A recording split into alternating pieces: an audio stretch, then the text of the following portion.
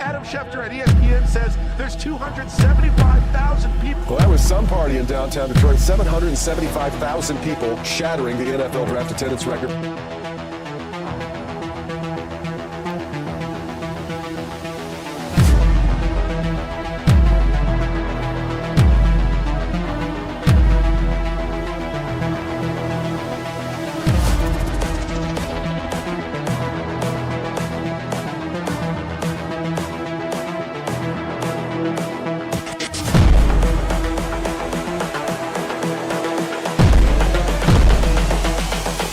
This is the future.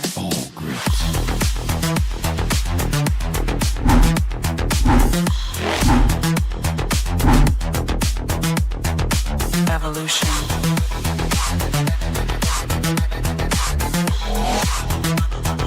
This is the future.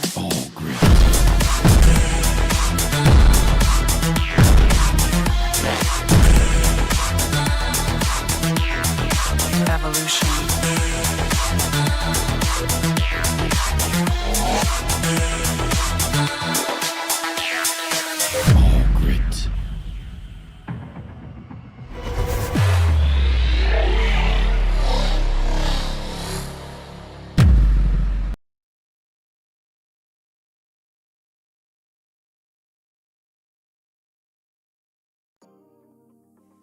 All righty then. Good morning. It is the Rise and Grind Morning Show. It is April 22nd, y'all. One day, 11 hours and a few minutes to go before, well, actually, one day, 11 hours and about 43 minutes to go before the first round of the NFL draft kicks off.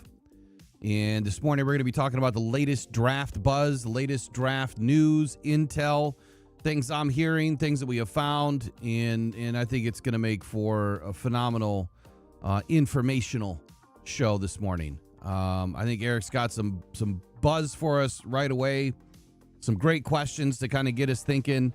And have you signed up yet on PickPool? I don't know that I saw a lot of people sign up on PickPool yet. It's free to do it. If you want to enter the jersey raffle, it's only $5. You just make the donation to Rock Down Cancer Foundation on buymeacoffee.com/rocked on.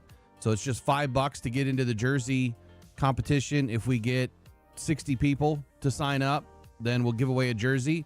If we don't, then the prize will just be prize money. So 50% of the prize money will go back to first place. So that's the consolation prize, so that we make sure that at least we do something, and just in case we don't get a lot of people to sign up, since it is last minute. Let me show you guys again real quick what this is, where it is, and what you need to do. And good morning, everybody.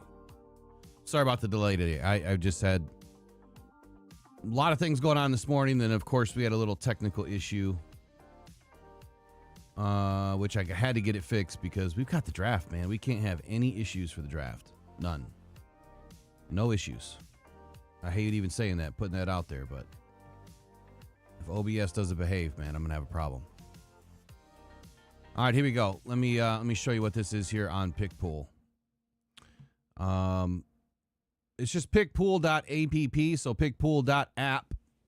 And then when you get in here, you'll select private here. You got sponsored that you can enter for free. There's a lot of free ones. People are giving out free money. You might as well throw your mock draft in. And once you get one started, you'll have a draft. For instance, like I entered the NFL Stock Exchange, and I'll put some more in there today, but they're giving $300 away for first place, which I'll get first place. I mean, you might as well not even enter. I'm just saying. Private, you go up here to search contest, you type in Detroit, and we are the only one. So first place, I don't know how to put anything in there. I'll have to figure out how to put something in there. But you go to join the contest, right? You enter the password, which is all uppercase DFJ Sports. 11 exclamation. You can start a fresh one, or you can use a template. And see, I've already got some goofy mocks going.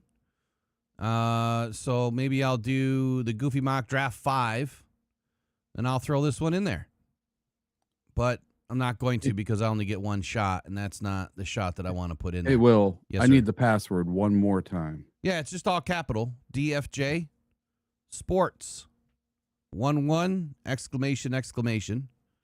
So if you go in and you start a fresh mock draft, you want to name it your name or your YouTube handle, some way that I'll know it's you. Now, everyone will see your name, so don't put anything in there you don't want out there. But then if you're going to do the jersey raffle, you have to use that same name in the checkout section of buymeacoffee.com/rockdown and put that name in there so it matches to your mock draft. And then we should be all set. That way you don't have to email me. I don't have to go through anything. I don't have to check any of these. It is all done for us, and we're going to use it from every year here on out. This is a very, very cool way to do it. I've been talking with these guys on the back end, and they do a wonderful job. So super excited to have them as a partner, as well as their service is amazing. So get in there and get it done. You got till, I think, midnight tonight. Maybe. I think till midnight tonight. I'm not sure. I don't even know if I put a time on it. But anyway, let's get rolling this morning. And let's see what we find out today, man. There's so much stuff happening. Be right back.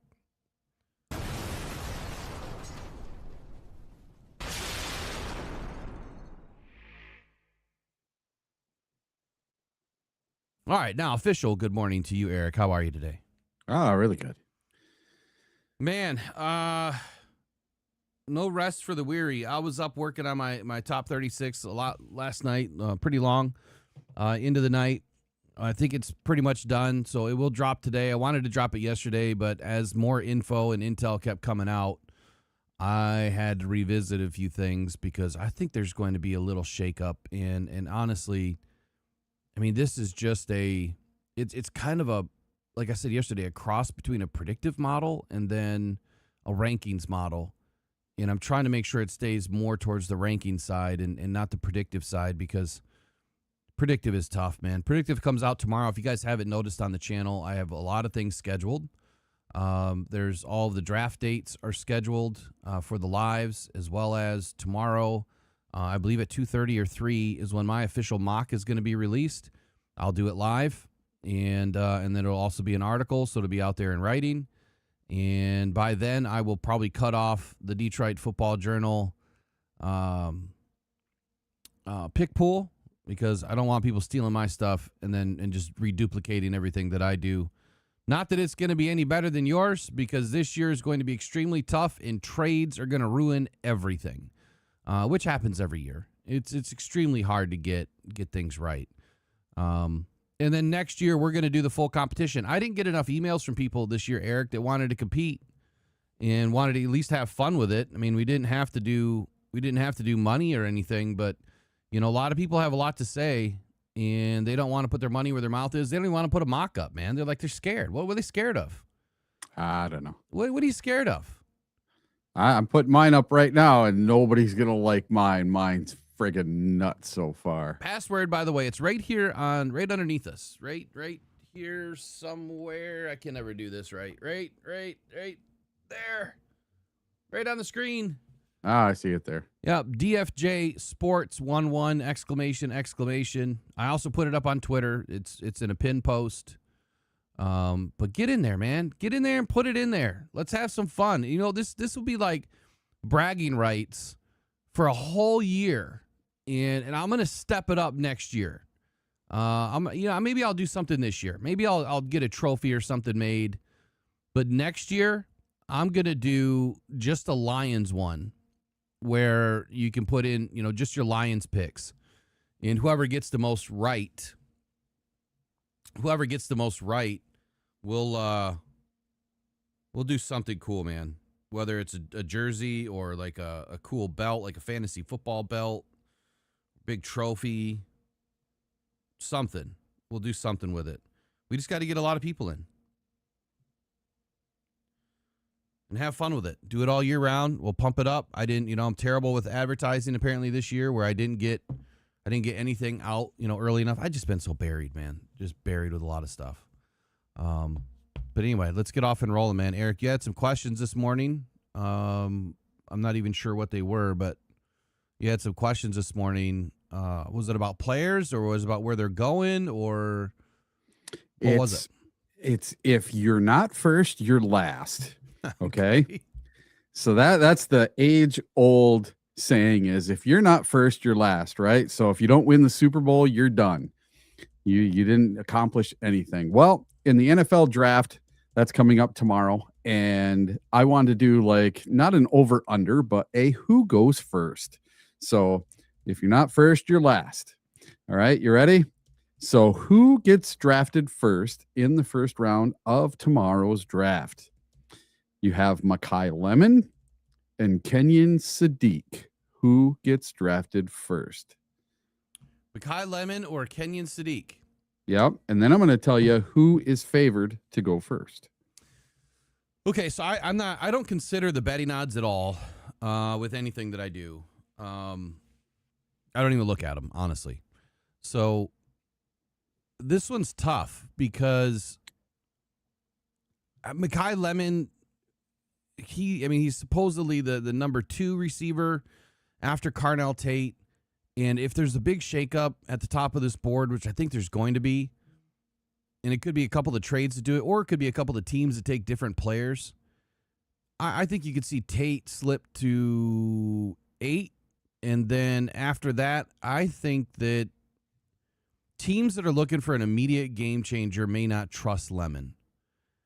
I think Sadiq's size, the freakish ability is better than Mekhi Lemon, but you're talking tight end versus wide receiver. And for that reason, I think if the tight end goes, as much as the Rams love tight ends, you could see him out there in L.A., which could beat Lemon if the Rams take him at 13. So I'm going to go with the shakeup. Sadiq goes first to the Rams. All right. So I'm gonna do something very unique with the answers of these questions. All right. Now your next one involves a couple of players that we are very interested in here in Detroit. Are you ready for this? All right. Who goes first? Monroe Freeling, the offensive tackle that is most picked to go to Detroit, or the prospect, Caden Proctor. So Freeling or Proctor, who goes first? That's a big time play. Jesus, man.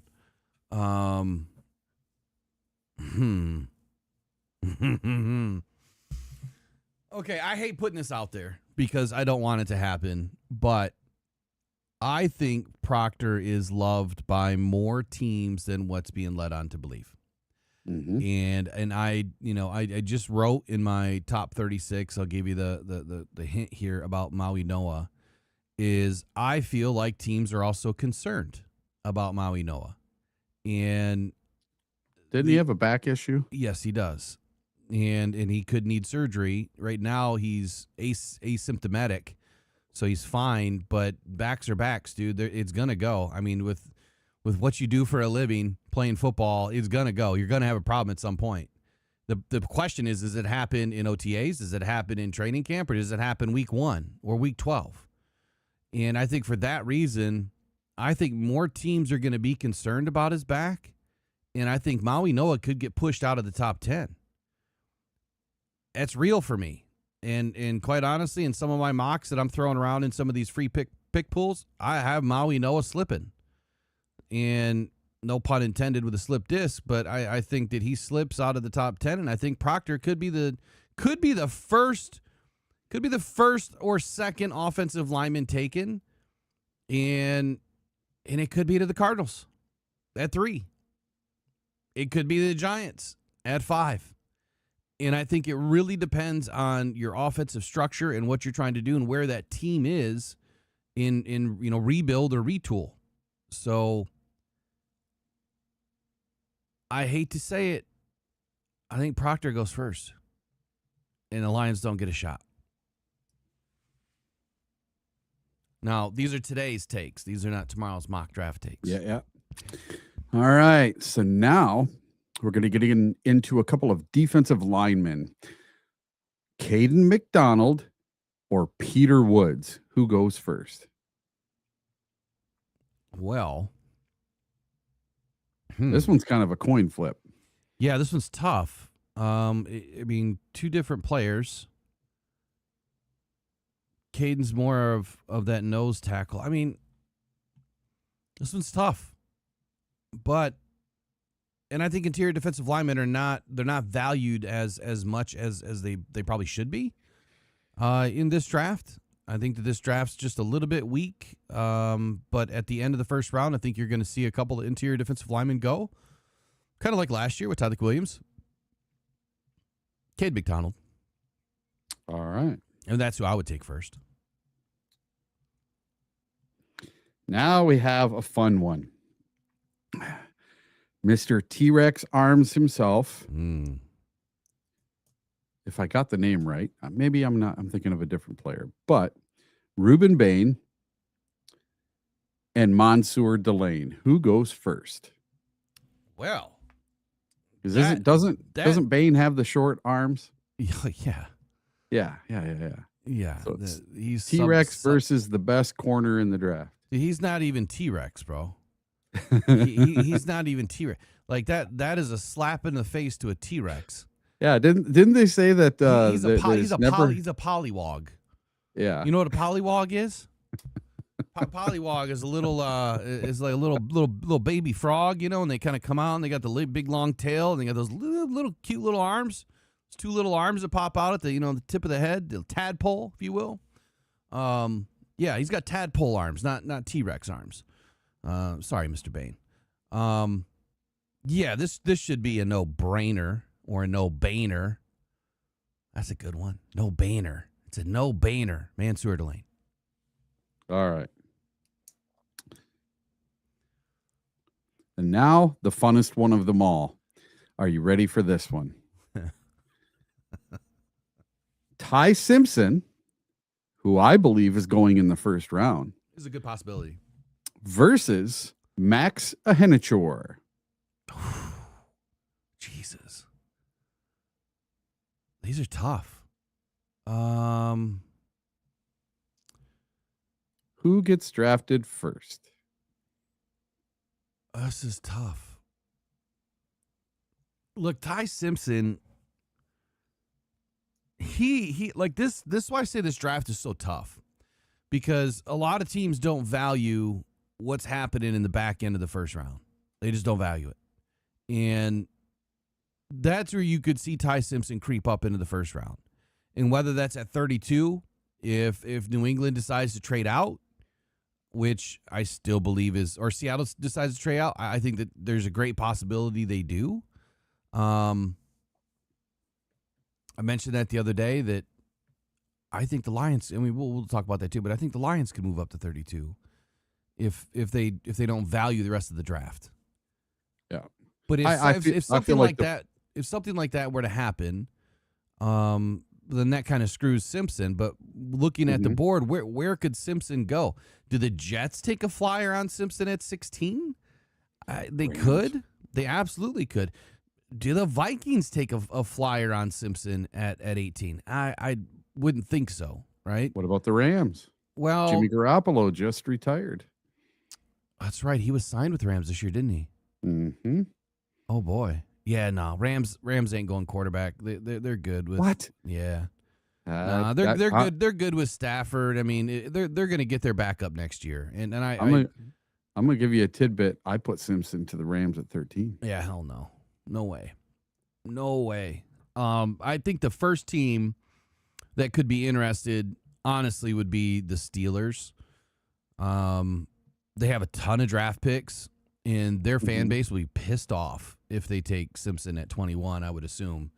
But I think that at 21, there's a great possibility. Otherwise, a team that is trading back, where does I'm trying to think here. I don't have the second round in front of me. What was the question again? So who goes first? Max Ahenichor or Ty Simpson? If you're not first, you're last. Hennichor goes first. Okay. And I say that because it's a tough one. So I'm going to take $1 or $2 and I'm going to make a 5-way wager on the players that you picked. Oh boy. And if it wins, I'll donate it to the Cancer Foundation, okay? Well, how much is a So, 5-way? What is this? Where do we're you do these gonna at? I'm going to do this on DraftKings right now while we're talking live on air here. Okay, you ready? Oh, so you do it on DraftKings? Yep. So I'm going to do it right now. So I'm going to tell you the first one was Makai Lemon and Kenyon Sadiq. Mm-hmm. Makai Lemon is minus 165. Okay. Kenyon Sadiq is plus 125. So Makai Lemon was the heavy favorite there. So I'm going to pick Kenyon. So is this, hold on, you got to clue me in here. So on DraftKings, it's giving you the option to choose which one of these players goes first? Yes. Okay. Yep. And then the second one, Caden Proctor and Monroe Freeling. Mm-hmm. Caden Proctor was the huge favorite, minus 275 compared to 195. So we're going to pick him. So now we got both of those in there. And the next one, McDonald versus Woods. McDonald was the heavy favorite at minus 160 to Peter Woods plus 120. And now Ruben Bain versus Mansour Delane. And Delane is the huge favorite at minus 130, and Ruben Bain is plus 100. So we're going to pick Mansour Delane. And then Maxa Hennichor is the heavy favorite over Ty Simpson. Ty Simpson is plus 190. Hennichor is minus 265. So we have 4 that are favorites and 1 that is not a favorite. So if we were to bet, it won't let you put them together. Darn, it won't let you do you can't parlay a it? parlay. Yeah, it won't let you do a parlay on it. But I'll put $1 on each one and we'll see, or a few bucks on each one, and we'll see if we can't make some money for the Cancer. Yeah, well, what's it Foundation. even worth? I mean, so plus 275, $1 gets you what, $2.75 back? Yep. Okay. And then the other ones are all minus. But when you put them together, it multiplies. So I was hoping to be able to do a big parlay on that. That would have been a lot of fun. Boo for you there, DraftKings. Look at Lions today in there. He's funny. He says the 17th pick, the Lions select Oba Femi, WWE. I don't even know who that is. Is it a WWE wrestler? That's crazy. That's funny. No, but we better take Bernard in the 5th. There, the 6th. Golly, That's all I can I say. would love to see Bernard, and it's Uar Bernard, not the other Bernard. There's I think a Jermaine Bernard too that's late in the rounds. Yeah. Uar Bernard. So is that it for your questions on that one? Yeah, there was just 5 of them. Yep. Okay, that's good stuff, man. But yeah, it's interesting because depending on what happens at the top of this draft, I think that it's going to have wide-ranging implications. Every team, look, I'll just put it out there. Every single team wants to trade back. Everybody. There's very few that want to trade up. And I think if there's a couple that really want to trade up, you're looking at the Giants because they now have 2 top 10 picks. The Cowboys, they desperately want to move up off of 12. And let's see, who else is up there? Who else is up there? So have you sat down and thought about just how many first-round trades you think are realistically going to happen? I will tonight before If you tomorrow were to because put when I do my final mock draft, I've got to have all that stuff into consideration. So when I put out the mock drafts tomorrow, there's going to be one with trades, obviously one without trades, and then there's going to be one that is just position only for each team. Okay. And I say that because if you don't get the trades right, but you get the position right, at least you have the forethought of knowing what that team is going to do. And that's how I'm trying to separate us from other people is I want to do 3 different options so that when we go back and look at it later and say, okay, did we see the draft correctly? Did we understand what these teams were trying to do? And if so, then that third mock that just selects position will be the deciding factor there.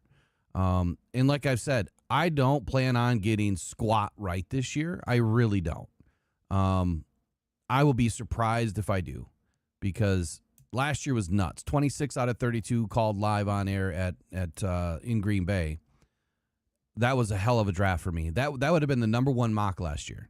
Out of all the mocks graded, that would have been the number one mock on the Huddle Report or the Huddle. They do that's where you submit. You get invitation only to submit.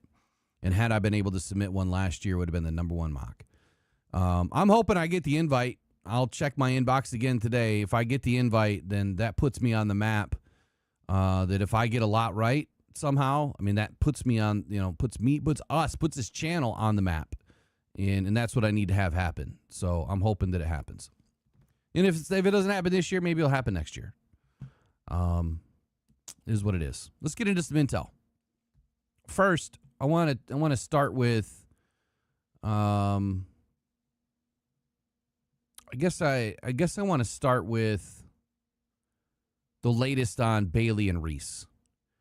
So there is a strong feeling out there after some recent conversations that Texas Tech's David Bailey and Ohio State's Arvell Reese will be off the board by pick 5. And in some of my mocks, I call them my goofy mocks. I have Reese sliding like all the way down to 8 or 8 or 9. And that's just because of what could happen at the top of the draft. And I know that sounds nuts, but when you look at the names that go early in some of these mocks, I don't think you would be that surprised at how it happens. And it all has to do with trades. And then it's whatever happens with the Jets at number 2. It's still very much in play that, at number 3 with the Cardinals, let me say that again. Whichever player the Jets don't take, one of them is still very much in play at number 3 with the Cardinals. I've had Maui Noah go into the Cardinals for a long time, and I'm kind of rethinking that now. I think it could be Proctor at 3 to the Cardinals. And the reason why is the back injury. If they're worried about the back injury with Maui Noah, that's where I see Proctor making the jump, because the next best tackle in this class is Proctor. Monroe Freeling, I think you're going to have to put him at right. No matter what, you're going to have to put him at right. Even though he's a left tackle, you're going to have to put him on the right side. His anchor's too soft. His pad level's too high. He needs to gain some strength in the lower body, big time. His legs are kind of skinny. And then you get to pick 4. And it's like Titans, Jeremiah Love, maybe there's no love there in Tennessee anymore. So if both or one of those guys is not taken by 4, one of them's gone by 4. For sure. So the latest buzz here, Reese over Bailey was hot there for a minute, but I think a lot of people understand that Bailey is the more polished edge rusher. And Reese is a polished linebacker learning how to rush the end. And so I think if you're really looking for an edge, and if you're the Jets, it has to be Bailey at number 2. And then there's the wild card. What if the Jets are trying to trade back and maybe stay in the top 10? I could see that. But what if they just go Carnell Tate at 2? What if they go Jeremiah Love at 2? What if they go Mansour Delane at 2? The Jets need everything. And they have a lot of picks to do whatever they want in this draft. And I think it's for them, they're going to have to grab the best player that they feel is going to help their team win day one. Is that Bailey? Is that Reese? Or is it a running back that you see once in a decade? And now to be like 3 times in a decade with, Barkley, Gibbs, and now Love. But Love is also unproven in the NFL. Yep. So it's kind of interesting. At the top of this board, there's now so much noise happening, and it's like teams have been very good. The Jets have been extremely good at holding everything inside. They are not letting anything slip outside of that building. They canceled the meeting with Bailey. Who does that? Right? Why do you do that? Was that just the latest, fan and smoke to the rest of the league? Like, you know what? Maybe we don't want Bailey. And I think that at that point, They do that because they're trying to trigger offers. How much am I going to get for number 2? I just canceled my meeting with Bailey. That tells me I want to move back. Is my phone going to ring? I think that there's some real gamesmanship happening right now with Aaron Glenn and that team over there in the Jets. They're going to screw everything up potentially. So. Well, I'll tell you, for this number 2 pick, I was looking at DraftKings because I just got done making my bets, and they have David Bailey as the heavy favorite at number 2 at minus 120. And then they have Arvell Reese right behind him at minus 110. But then I'm going to tell you something super surprising. Jeremiah Love is in 3rd place, and it goes from minus 110 to plus 8,000. So that's a huge jump. They're saying they do not believe Jeremiah Love will go number 2. It's either going to be David Bailey or Arvell Reese at number 2, and it's pretty even, but they think Bailey has the edge over Reese. Yeah, I mean that's been kind of the consensus, right? And that's pretty much what you said too. It's been kind of the consensus. So Eric Myers said in the chat, he said, excited for the draft. Since following your show, guys, I spent many years with the quote, please don't suck mentality. But now I have knowledge going in. Well, I hope it's good knowledge. I will tell you, I was more confident the last 2 drafts than I have been in this draft. Well, let me say that again. I was more confident in 23 and 24. I guess I was last year. I mean, I got the first 2 picks right. But this year, I just don't know. I really don't. It is so confusing right now. Rather be fishing, drop $10 in the bucket. Says, Will, you have mentioned a number of players before. Who do we not want out of the top 50? Wow, that is a great question, and I will come back to that. And I also that question one more time. Here's the question. It says, who do you not want out of the top 50? He says, thanks, and as always, thank you for your shows and knowledge. Appreciate you. Rather be fishing. Appreciate all of you that obviously donate, help the channel out. I am going to employ something that other channels have been doing, and I think it's a great idea.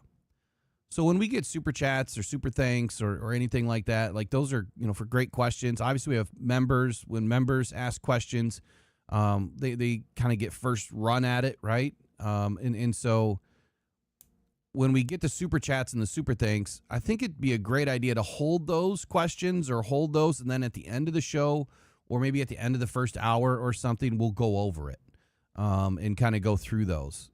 So don't feel left out, but I'm going to kind of keep reminding people of this because I think it's a great idea to do it at the end and then do a full little segment that I can then, do something with at the end and make it fun and more impactful for you, the ones that are donating and asking the questions. Also gives me a little bit of time to think too.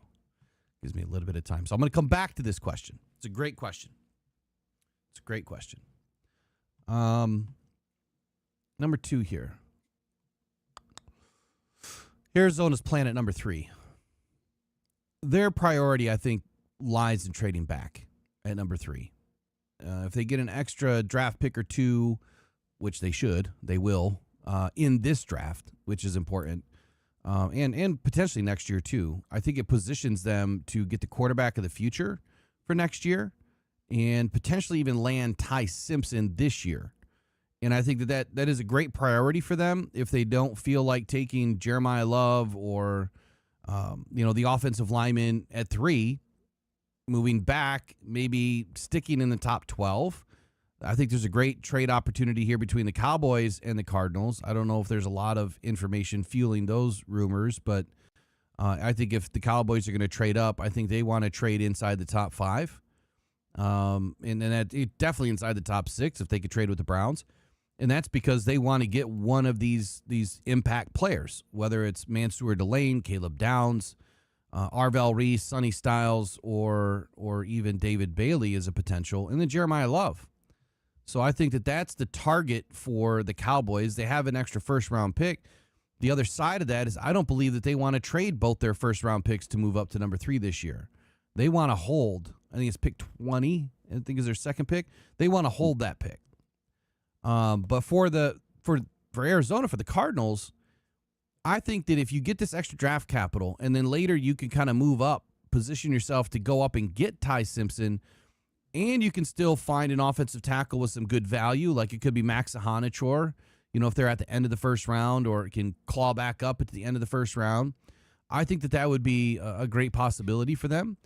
I think it's reasonable for them to trade down, and I think that multiple sources have also stated, Todd McShay said, I've heard from multiple sources that ownership wants Notre Dame running back Jeremiah Love and that the front office wants Bailey. So there's confliction here. The ownership wants Love, the front office, the GM, the coach, want Bailey. Well, the only way you're going to get Bailey for sure is moving up to number 2. That's the only way. So if they can't move up to number 2 with the Jets, which I think the Jets would be stupid not to take that idea. I think the Jets would be super smart to trade back to 3. You still get an extremely good impact player. Yeah. You know what I mean? You could have the leftovers of Arvell Reese or Bailey. Yeah. Sign me up and get a bonus pick out of it. They're going to get a few picks out of it, but it would definitely be a day 2.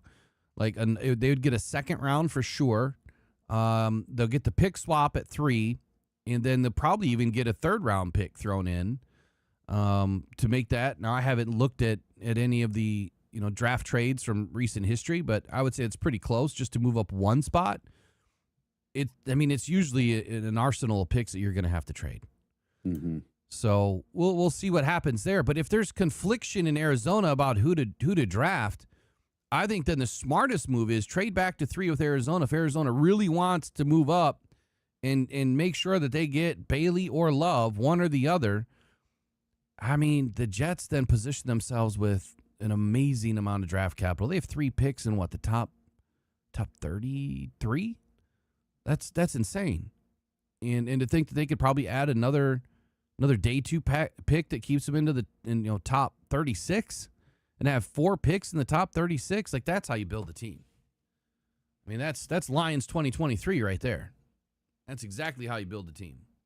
Yep. And according to DraftKings right now, the top 3 players at the number 3 pick are David Bailey and Arvell Reese, both tied at plus 170, and right behind them, Jeremiah Love at plus 190. So someone in the building is starting to get some love for Jeremiah Love.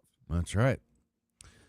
But then no love for Tennessee, right? And this is what I was saying earlier, that for the Titans, there are the love promoters, I guess I would say, inside the building that want Jeremiah Love at number 4 to the Tennessee Titans. And then there's also strong indications that this pick will be defense in Tennessee. So it sounds like they want Bailey or Reese if either are available. And I'm odds-on favorite that Reese will be available potentially at pick 4. Or, if you look at Sonny Styles, he's considered, right, as a Fred Warner type of player and a difference maker. Obviously, Robert Saleh, would enjoy that. He's been around, Warner, for a little while. So I think, people around the league that know Robert Saleh believes that in the building that the position should be defense, which means then Jeremiah Love potentially slips if he's not taken at 3 to the Cardinals. So I think it all comes down to what happens with Mendoza. Does he go at 1? I think that's a lock. I hate even that being a lock, but I think it's a lock. And then you've got Reese, Bailey, and Styles that'll all be there by pick 4. So who's going to be there at pick 5 for the Giants? Sonny Styles and Jordan Tyson. I don't know that Tyson goes that early. But as far as the Giants, what I'm understanding is, and I don't know why people keep saying receiver. They have Malik Neighbors. Mm-hmm. But don't they need a running mate for him? They lost a wide receiver in free agency, the little guy that tore us up at Ford Field last year. The little guy. Who's the little Yeah, guy? he had like 170 yards and Who's the 2 little guy? touchdowns. Oh man, I cannot think of his name. He's a smaller receiver. He was like a Flowers? Khalif Raymond type size. No, for the Giants, and he was a free agent. He left in free agency, so they have a need at wide receiver. I really do think they do. Why can't I think of the name? I can't. Here, It's I'll not get it. Jackson. Hold on. I'll get it real quick. Jackson, something like that. Hold on. It would have been Wandale Robinson? That's it. Yep. Okay. I was thinking Jackson, but it's Robinson. So I don't even know his size. I'm blanking on him right now. He was like 5'10", 5'11". He's not a very big guy. But he had a hell of a game against the Lions. And I think that game running out of the slot. Yeah, and I think that game is what made him the money in free agency. He had a good year last year. He had 1,000-yard season, right? Yeah, had over 1,000 yards. But that game was his best game of the season by far. Okay, so yeah, he is tiny. Man, he's got 27.5-inch arms. Wow. Huge. You want to talk about a polywog? This dude's all head and no arms. 5'8", 178, 9-inch hands. I mean, his hands are 1/3 the size of his freaking arms. That's crazy. He's got the arm to hand ratio that you want in a wide receiver. My God. So all right. So if he's gone, then if they're looking for a little speedy guy, he ran a 4.44. So I mean, he's not too speedy. I mean, it's fast, but when you're talking, if you want a speed guy, sub 4.4. But at 4.44, I mean, that's quick. So yeah, if you're talking wide receiver, I don't believe it. Not at 5. I would believe wide receiver at 10. However, Carnell Tate at number 5 makes a ton of sense for me over Jordan Tyson. Jordan Tyson has some issues. One of the best receivers in this class, and by far would be the best receiver in this class had he not had the injury concerns. Yeah. So I think Carnell Tate would be the pick here, but then I've also been hearing that it's offensive line. I said this a couple of days ago in the video when I said that the Giants and the Bengals just screwed up the Lions, because if they are now picking and sticking and picking at 5 and 10 and they want offensive line, this is where it gets interesting. Because at pick 5, if they take the first offensive lineman off the board, if they wait, if the rest of the teams wait till pick 5, which sounds likely, yes, and if they have concern with Maui Noah, well, now you're looking at a tackle situation, and the Giants need 3 offensive linemen. They need both guards to be replaced, and I believe their right tackle. Let me get there. Oh, they could take Maui Noah, and they could take either Spencer Fano, or Caden they Proctor. could take or the guard. Yeah, they you could. Realistically, they could. Now, once one offensive lineman comes off the board, depending on where it is, after pick 10, if the first offensive lineman comes off the board at 10, you can bet your bottom dollar there's going to be some trades, and at 10, 12, 13, 14, 15, there's going to be 2 or 3 offensive linemen going in that span. I think what if from 10 the to Giants 15. What if the Giants take 2 offensive linemen? They take their tackle and their guard. And that's what I said in the video. That's what I'm thinking is going to happen here. And it may not be Maui Noah if they're concerned. Like, if I'm the Giants, I'm not taking Maui Noah. Like, I'm sorry. I'm so hopped up on the injury thing, especially with things like backs.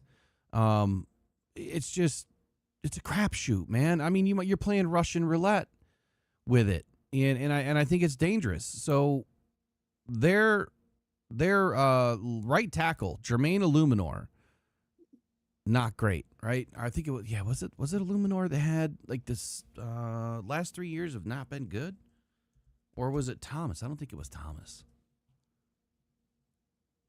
But they lost.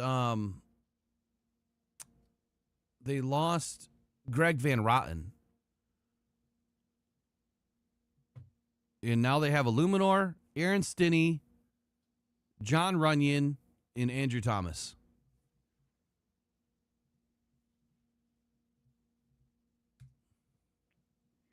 Yeah, because they need to keep that Jackson Dart off his butt, Mm-hmm.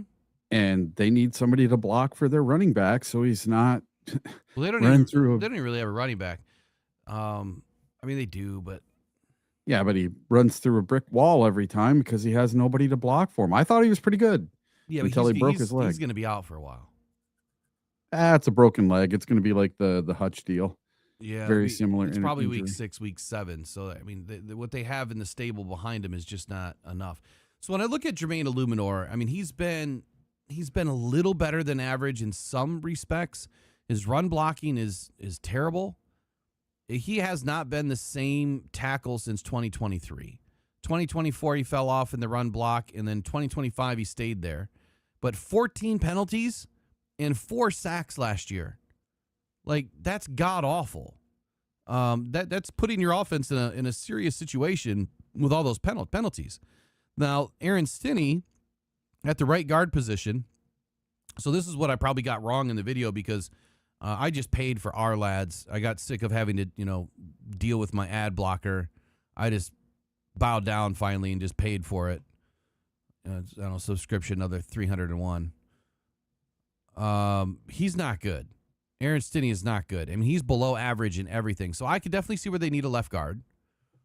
Right guard. And then John Runyon, former Green Bay John Runyon. He's at the right guard position. And when you take a look at his production, I mean, it's kind of the same as Stinney. He's way below average. Run blocking is poor.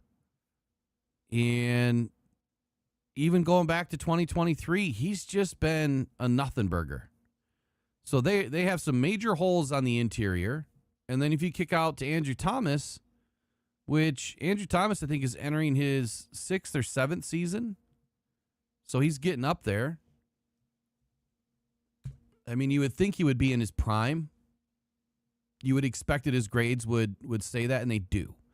Andrew Thomas has been phenomenal over the last couple of years. So I think that their left guard or left tackle position is solid. But if you bring in a guy like Proctor or Monroe Freeling, this is where I have the question. If one of those guys goes first and you're the Giants, if Jeremiah Love is staring you in the face at pick 5, you take him. You absolutely take him. Cam Scatterbo's on the shelf, and are you really thinking that Scatterbo is going to be the future of your team? I don't think so. So you take Jeremiah Love at 5, and then at 10, you're probably still in play for Freeling, Proctor, and Olive Ivenga Neoni, no matter what. And once that happens at 10, then everything starts to fall. And not in our favor. But they have Malik Neighbors, Darius Slayton, and Darnell Mooney right now for receivers.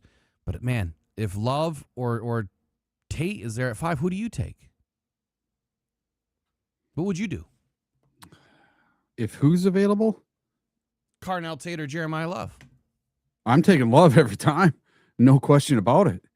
Jeremiah Love is going to be the next Saquon Barkley, Jahmyr Gibbs, Bijan Robinson. He All might put be together. better than all 3 of them. Yeah, could be. Might. But if I'm looking at this, if I'm at number 3, 4, 5, 6, if he drops to me, or if I have a chance to move up and grab him, I wouldn't be mad if Brad Holmes moved up to number 4 or number 5, gave away a boatload of picks, and took Jeremiah Love. I would not be, I couldn't be mad. If he's the best player available and he wants him and he goes after him, he's the best player in this draft, that he believes he's the best player in this draft. He might be number 1. He might be the absolute best player in this draft. So that's going to cover picks 5 and 10. Talking about the New York Giants here, that if Tate or Love is there at 5, they could grab either one. And then I think at 10, it's going to be an offensive lineman. If the Giants are super smart and they're not worried about a receiver or a running back, you're going to trade 5 to the Cowboys. And then you're going to end up with 10, 12, and probably an extra 2nd-round pick and a 4th-round pick for making that move. And I think that would be the super smart play. I think where do the Cowboys pick here in the second? They pick at. Do they have a second? That's probably the better question. Do they have a second? I don't know that they do. I don't see him in the second round. Cowboys don't have a second? That's interesting. Okay, so I guess the other team that they could trade with would be the Jets. And I don't know if they'd really want to make that trade because it's the Jets. But if you were to trade with the Jets and you move back to 16 off of 10, you pick at 5, you go 10 to 16, and then you have 16, and then do the Jets give up 33 to move up? I doubt it. They'd probably give up 44 though. And so then if you're the Giants, you have now 5, 16, and 44 plus the rest of your picks, which they have 37. I mean, that would light it up for that team. And I'm not saying I want them to do it because I think it puts a lot of stress on other teams that, like the Lions, that we need to make sure we end up with somebody good. All right, so it's pick 6, Cleveland Browns. What are they going to do? Any idea? I would say either wide receiver or offensive lineman. Their offensive linemen are decimated, and there's nobody to throw to on that team. So in the first round, I picked them taking an offensive lineman first, and then with their second pick, I had them taking a wide receiver. Say that one more time. So I think they're going to go wide receiver and offensive lineman, but I think they're going to take whichever's best first. So if the better lineman is there, they're going to take him. If the better receiver is there, they're going to take that person. Okay. So here's what I'm hearing. They definitely need offensive tackle. They definitely need a wide receiver. And if someone says they need a quarterback, I'm just going to laugh. They definitely don't need a quarterback today. They'll probably take a quarterback next year. And I think that that's the reason why the Cleveland Browns want to trade back off of 6. And that would be super smart to trade back off of 6 with the Cowboys. And you're aiming to get a first-round pick next year in that trade. You get that first-round pick to put you in a position to grab any one of 10 quarterbacks that are going to be in that draft. And there's going to be 5 really good ones that go in the first round next year. That's my early call. You could end up with Arch Manning next year. Now, I think the Manning whole family will do whatever they can to make sure that he doesn't go to the Browns. I'm sure that there's a way that they can put pressure on the Browns to make sure that doesn't happen. But there's plenty of other players that they could end up with. So if I'm the Browns, I'm trading off of 6. I'm moving back to 12 with the Cowboys. And then if they don't move back and they stick and pick, the idea is if Carnell Tate is still there, he's gone at 6. Like that is the floor for Carnell Tate, is at pick 6. Of course, everyone loves Maui Noah, but with the back situation, I've heard that they are interested in Caden Proctor. Now, the Browns' next pick is at 24. Now, for a lot of people that would love to believe some of these mock drafts that are always wrong, that Proctor's going to last till 24, I right now I don't see it. Unless something changes, I don't see it. I think the Maui Noah thing could really screw this all up, and I could be just as wrong as the other 99.9% of people here. Browns take Proctor at 6 if they don't trade. Wow. And that, yeah, exactly. Wow. What a bummer that would be. Well, I mean, then that does push then Monroe Freeling all the way back to 17 potential. But this is why I've said the Lions need to trade up. They have to trade up at least 4 spots to get the player that they want, to get an offensive tackle that they want. Otherwise, they're not going to take an offensive tackle, and I think it's still going to be you mentioned before the show, I think you mentioned a safety, and yeah, I still think it could be a safety. A matter of fact, I just put out on Twitter a little while ago. I'll read you what I wrote when I get to the Lions pick. So Browns at 6. I think that they are a favorite to trade with the Cowboys. move back to 12, pick up a future first to target a quarterback next year if they don't feel like Shedeur Sanders is the answer. And maybe just you target one anyway. I mean, you still have Deshaun Watson that's going to be able to play this year, and I don't like that whole situation, but I think Deshaun Watson shouldn't be playing in the league, period. I don't know why, after all the legal stuff and everything else and the suspensions and everything, why they just didn't give him a lifetime ban. Just say, that's it. We're not putting up with any of this stuff. So the next person that decides to try to do some of this stupid crap, they're gone too. Make do a precedent, because you don't want another. Who was it that beat the girl up in the elevator? Was it Ray Lewis or whoever did it a long time ago? They should have done it then and put a stop to all this stuff. So when it happens, it's just not part of the game anymore. I don't like seeing that kind of stuff. But going back to the Browns at number 6. So if we listen to DraftKings at all and see who they believe the Browns want to take, their top 4 players for the Browns are Carnell Tate, Spencer Fano, and then Sonny Styles and Francis Mauigoa. So that's the 4 players that DraftKings thinks the Browns have a possibility at 6. And if I was to pick, I would probably say Carnell Tate is probably going to be the better pro than Spencer Fano. So I'm going to take Carnell Tate there for the Browns. And then later on, when they get to their second first round pick, I'm going to say that the Browns take an offensive lineman. They can pick up Blake Miller or whoever they want at, 24 for the Browns.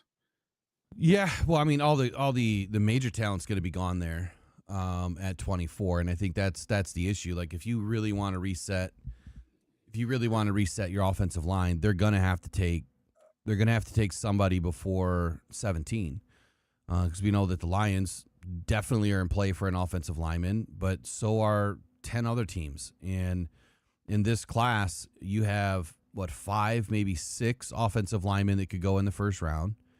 And out of those, I would say that 4, maybe 5 at the very most are impact players in year 1.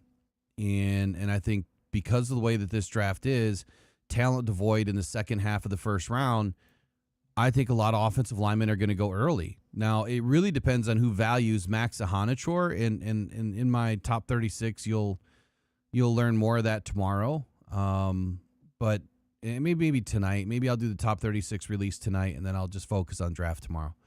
I think 6 would be rich for Caden Proctor or Monroe Freeling, but I've also put Monroe Freeling and Caden Proctor going at 3 to the Cardinals, at 4 to the Titans, at 6 to the Browns in different mocks. So it's interesting. But the intel is trade back with the Cleveland, or from Cleveland Browns to the Dallas Cowboys.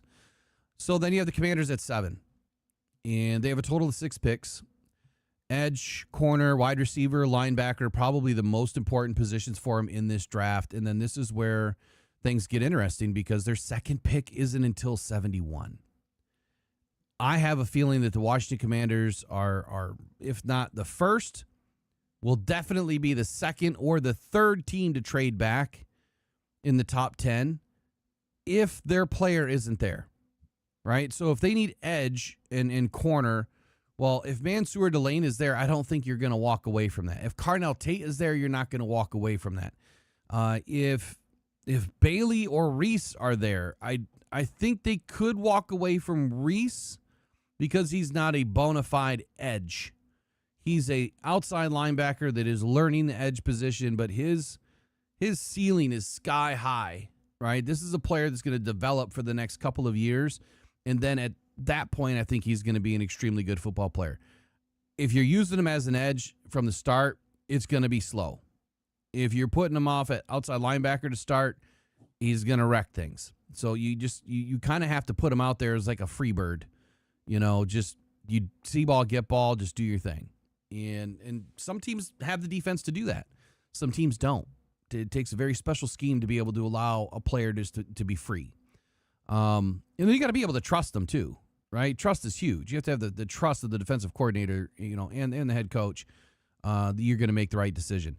So if they don't pick till 71 with their second pick, and then their third pick is all the way back at 147, sounds a lot like the Lions, huh? Mm-hmm. Well, I think the numbers that I put together the other day is like we had like 76 picks between our second and our third pick, and then like another, I don't know, what was it? 10 picks to our fourth pick. But in a trade scenario, if we moved up, I had us like 70 some odd picks between 2 picks each. Like that can't happen. So I think that if they were to slide down a few spots and acquire more picks, it makes a lot of sense. If they don't, and Carnell Tate is there, that's number 1 for me. If Mansour Delane, which he should be there, that would be number 2 for me. And then edge, like if there's no edge, then those are the 2 players you target. And then there's linebacker.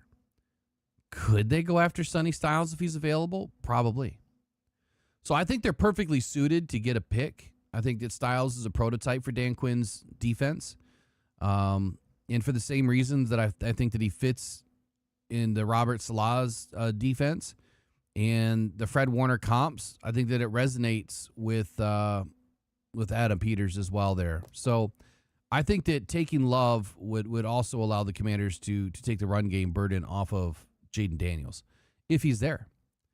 So maybe they don't move back. Maybe they stick and pick and they get a game changer on day 1, and then they're just screwed the rest of the draft. To move up from 71, they're going to have to trade up with some future draft capital. So maybe you could see a Lions and Commanders trade. Anything for you on the Commanders? Well, the Commanders, so according to DraftKings, their top 4 that could go to them are Carnell Tate leading the way, and then you have Jeremiah Love if he's still available, and then Sonny Styles and Mansour Delane. So in that order right there.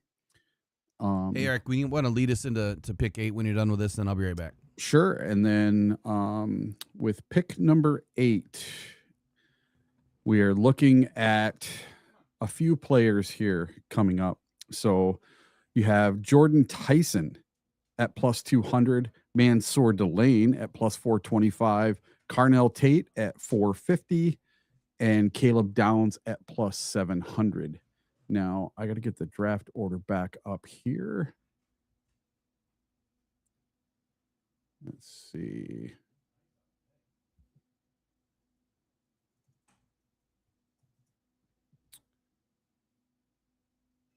All right. So at number 8, it's the Saints. Okay. And the Saints, they need a wide receiver. I truly believe this is the pick where if a wide receiver has not went off the board by now, I think it's going to happen. I myself think it's going to be Carnell Tate to them. Now, DraftKings has them with Jordan Tyson. They believe Jordan Tyson is the better wide receiver. I just think there's a few too many injury risks with Jordan Tyson.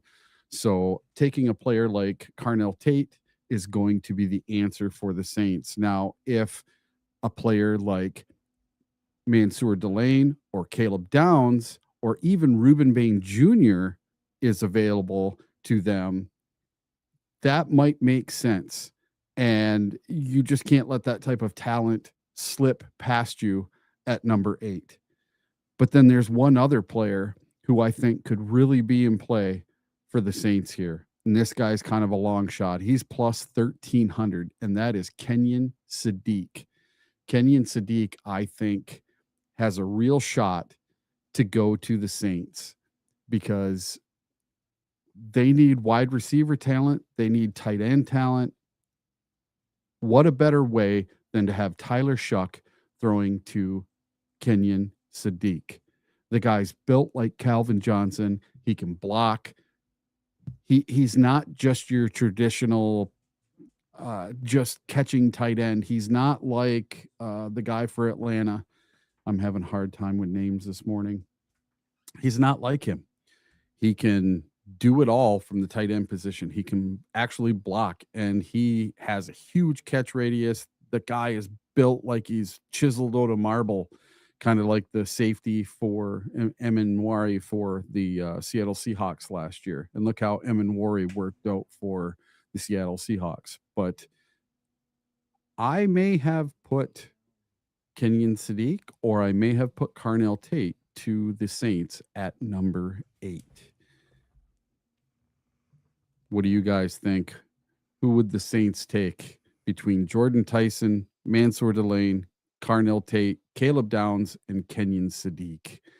Who do you think they would take? Wow. Give me those names one more time.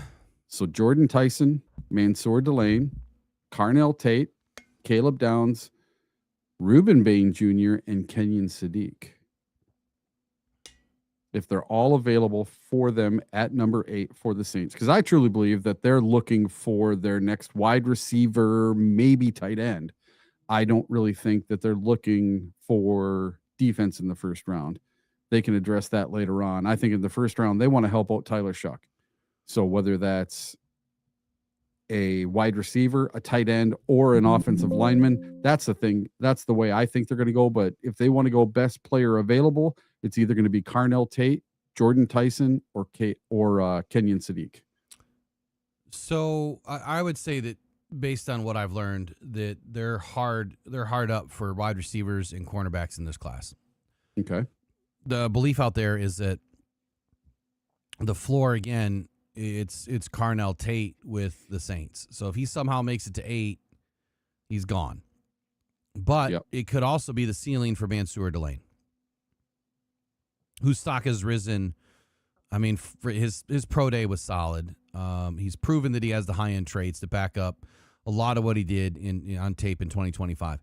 There's some serious injury concerns hovering around Jermod McCoy. And I think that,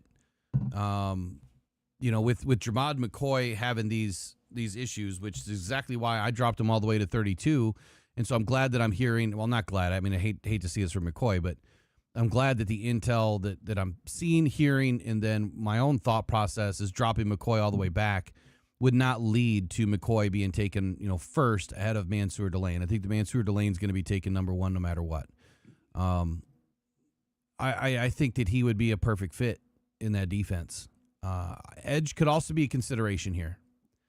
But the question is, what edge are really going to be available? Bailey's gone for sure by now. You would hope, you would think. Reese, the future edge rusher, should be gone by now. Who's next? Who's next in the edge class that you're really going to take this early? Nobody. Reuben Bain. Nah. Dude, Pollywog ain't going nowhere in the top 10. I'm telling you, if a team takes him in the top 10, I'm just going to laugh. I think he's great against the run. I think he creates a lot of chaos in the middle of the field. But he needs to be in a defense that recognizes that and allows him to do his thing on early downs. But he's another player you got to let just rush free. Like, on every third down and long or any passing play that's what he's going to do. But I think what they're going to quickly realize about Bain, who isn't really a scheme fit there for Staley, that tackles are going to eat him alive. They're going to swallow him up. He'll have his best opportunities in stunts and twists, weaving through the gaps in the offensive line if he's back in a linebacker position. But I don't see him playing linebacker either. So I don't see Bain. I don't. But Mansour Delane, Carnell Tate, for sure, if one of those players is there, I think that the New Orleans Saints sticks. However, rumor is if the Cowboys were not able to make a trade in the top 7, this is where they make the trade. This is with the Saints. And that makes a ton of sense, too. Saints need more draft picks, even though they have 8 draft picks already. They need some draft capital to help build that team a little bit faster. They pick at 42. Where else do the Saints pick? They pick at 73. So they're prime. They're in prime condition right now to get some decent players in this draft. Adding another one in the top 80 would be ideal. At pick 9, The Kansas City Chiefs take Reuben Bain. Oh, Lord. Who knows? That's the one pick I feel I'm going to get right in this draft. Look, they have 3 picks inside, the top 40? Mm-hmm. I hate the Chiefs.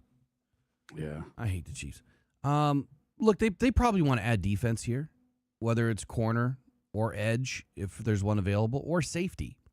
But I also wouldn't overlook the tackle position for the Kansas City Chiefs. I do believe that is a major need for them.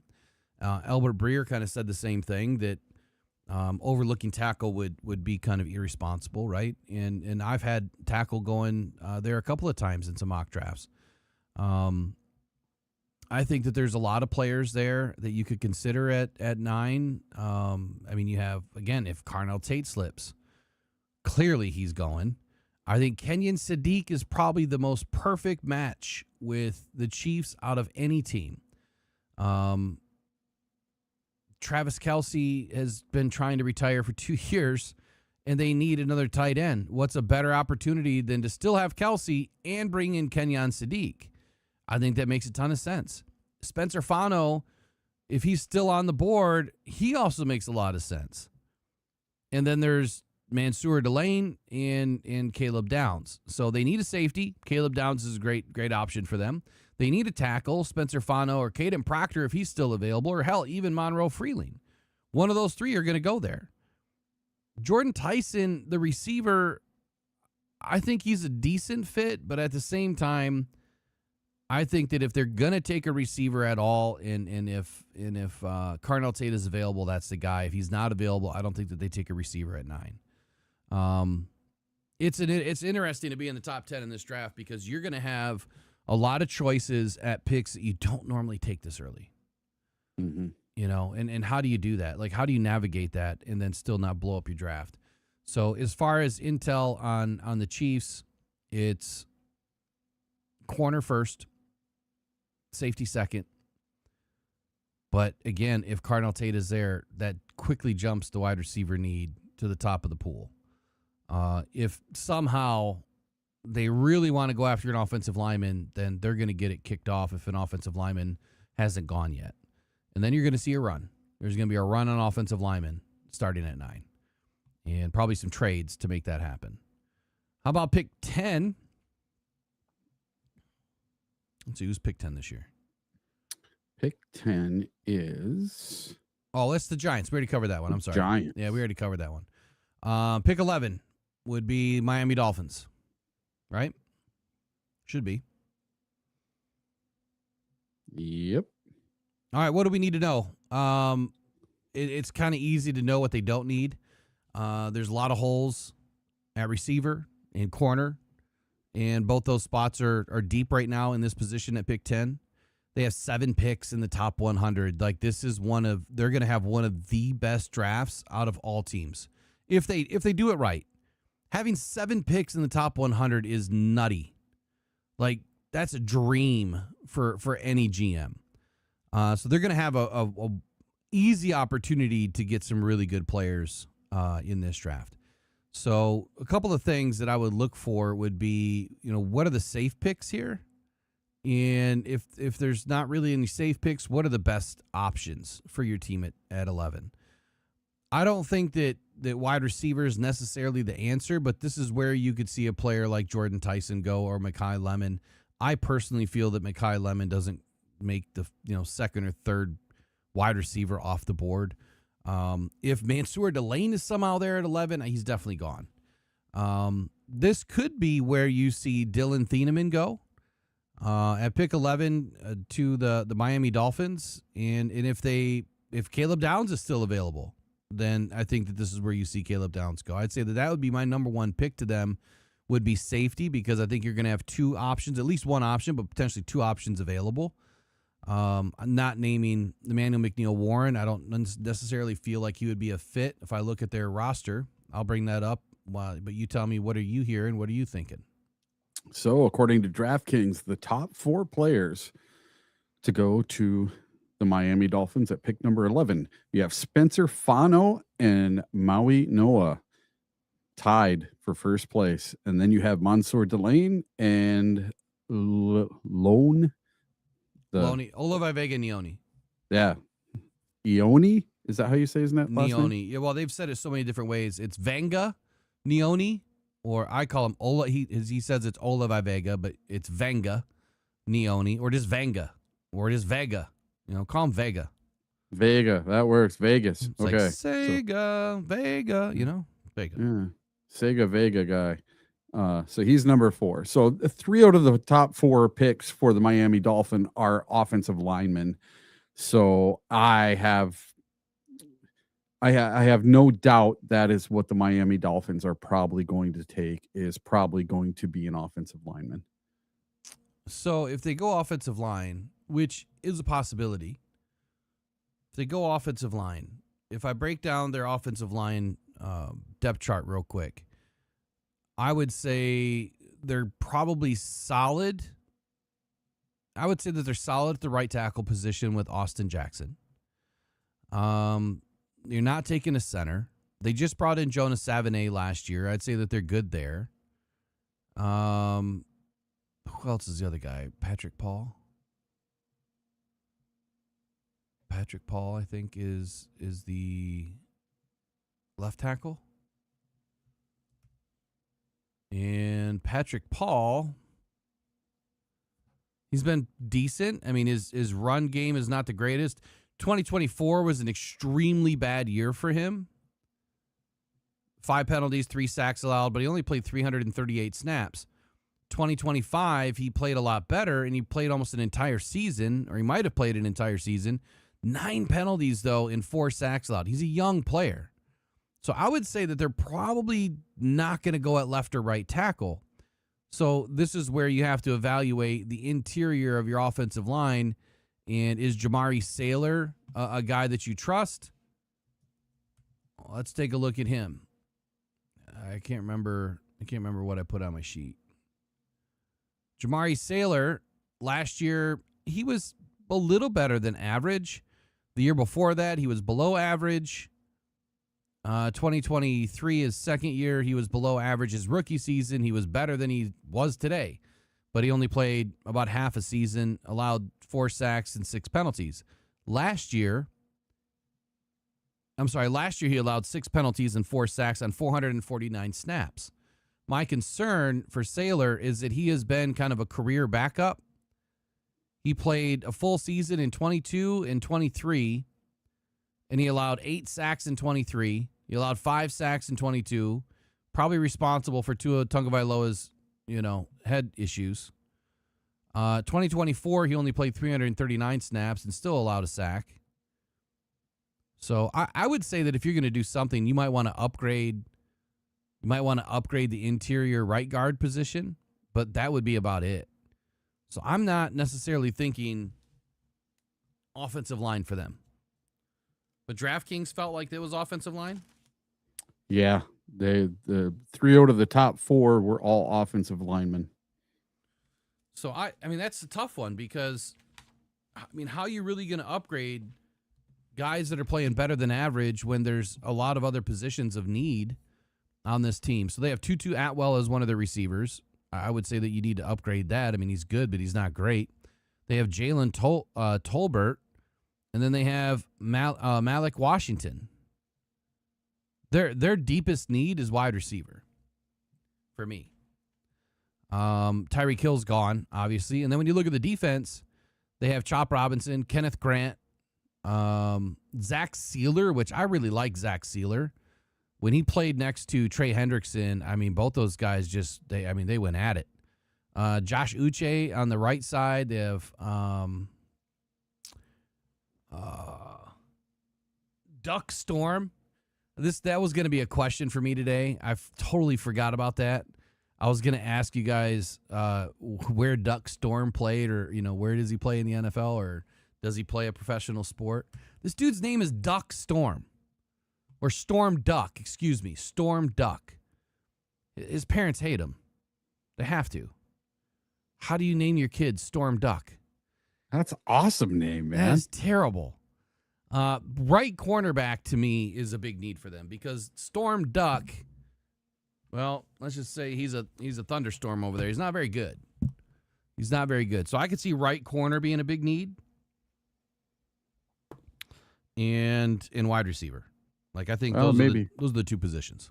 Maybe Storm Duck will move teams and he'll go over to Orlando and play for the Orlando Storm over in the UFL. Maybe he's good enough for them. And I guess outside of that, I mean, then you could start looking at maybe the linebackers, but it's doubtful Sonny Styles is still there. And there's not another linebacker that you're taking this early. So I would say that it's corner for me, wide receiver, and then offensive line would be interior, not exterior. Nothing on the outside. They also need a tight end pretty bad. They have Greg Dulcich, Ben Sims, Jalen Conyers, Cole Turner, and Zach Kuntz. So this is another opportunity for Kenyon Sadiq to go off the board. Oh yeah. And then I would also look at quarterback. Well, they brought in Malik Willis. So, and they have Quinn Ewers from last year. So quarterback's off the table. All right. They also have Devon A-Chain, who thinks he's the fastest player alive. And he's good when he's healthy. Do they need a running back? Because they have Jalen Wright. They have Ollie Gordon, which Ollie Gordon they brought in last year. I can't believe how far he slipped, and I can't believe he's not playing more, but we'll see what happens this year. They have Devon A-Chain, which, when he's healthy, he's a great running back. So A-Chain's great when he plays, but there's too much time that he doesn't play. Being injured, your best ability is availability, and he just does not have the availability. So I think that the Dolphins, using a second-round pick, because you said they have a whole bunch of picks, right? Yeah. Why not use one of those on Washington in the second or the third round and take your speedy, really good running back? There's a lot of really decent running backs in the second and third round this year. Yeah, that's where a lot of them are going to fall. I think you're going to see a big run in the second round on running backs. Day 2, when they start, there's going to be a 4, 5, 6 player run on running backs. So Art Vandelay, that information came out, I think, yesterday.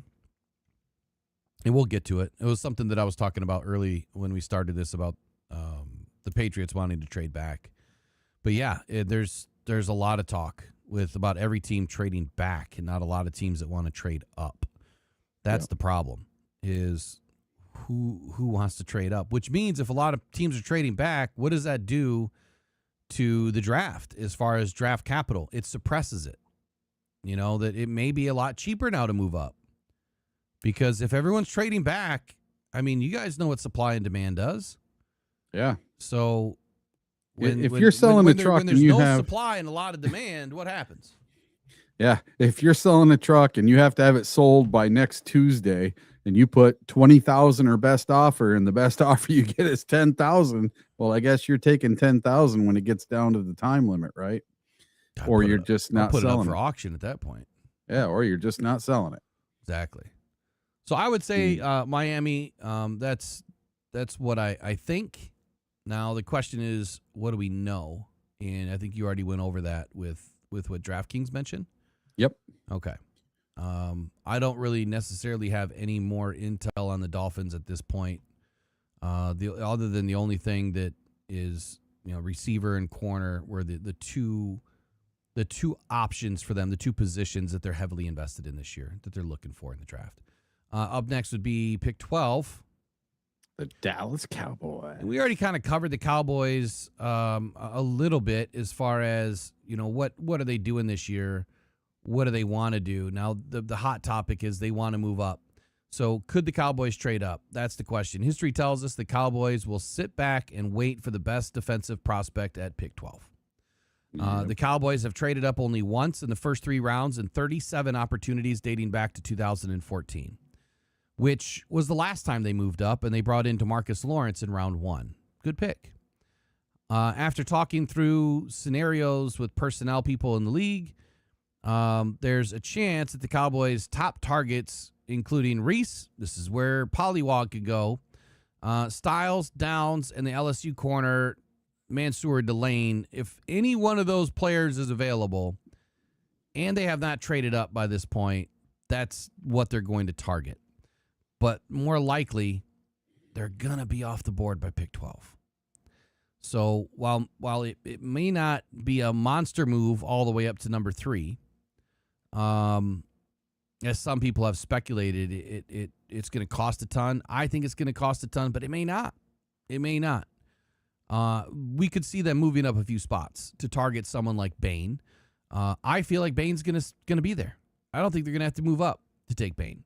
And if they do move up to take Bane, please do, Jerry. Please do. And then I can't wait to face you again.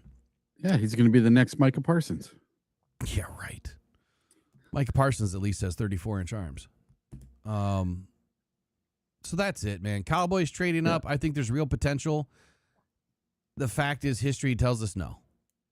They sit and they pick. So maybe they trade back, but they have another pick at 20. So let me tell you what DraftKings has to say about the Dallas Cowboys at number 12. Mm-hmm. Are you ready for this? Sure. So their number 1 is Mansour Delane. Mm-hmm. Their number 2, Reuben Bain Jr. Number 3, Caleb Downs. Number 4, Sonny Styles. But then you get to their number 5. Number 5 is very interesting. It's an offensive tackle named Caden Proctor from the University of Alabama. What if they took him at number 12 ahead of the Lions, who want to move up to 13 to take him with the Rams? That would be soul crushing if they did that to us after we did the trade with them in the Terrion Arnold move. State your question one more time. I was trying to go through the chat. Oh, I was just saying, what if the Dallas Cowboys took Caden Proctor at number 12 and Brad Holmes had it all in place, ready to go, trading up to number 13 with the Rams to take Caden Proctor? Well, what a soul crusher! Yeah, that would be a soul crusher. But again, we're gonna have to. I think this is in Traeger's mock. Yeah. I don't know. I haven't seen any. Yeah, I think that's Traeger's mock, but it's no different than what I said last week. I said that the best option for the Lions to go get Proctor is to move. I said it this morning too. Move up 3 or 4 spots. If you want to guarantee that you're going to get Proctor, you're going to have to move up to 12, 13, or 14. And that's not even a guarantee that he's not gone in the top 10. If Proctor's gone in the top 10, the Lions are moving back.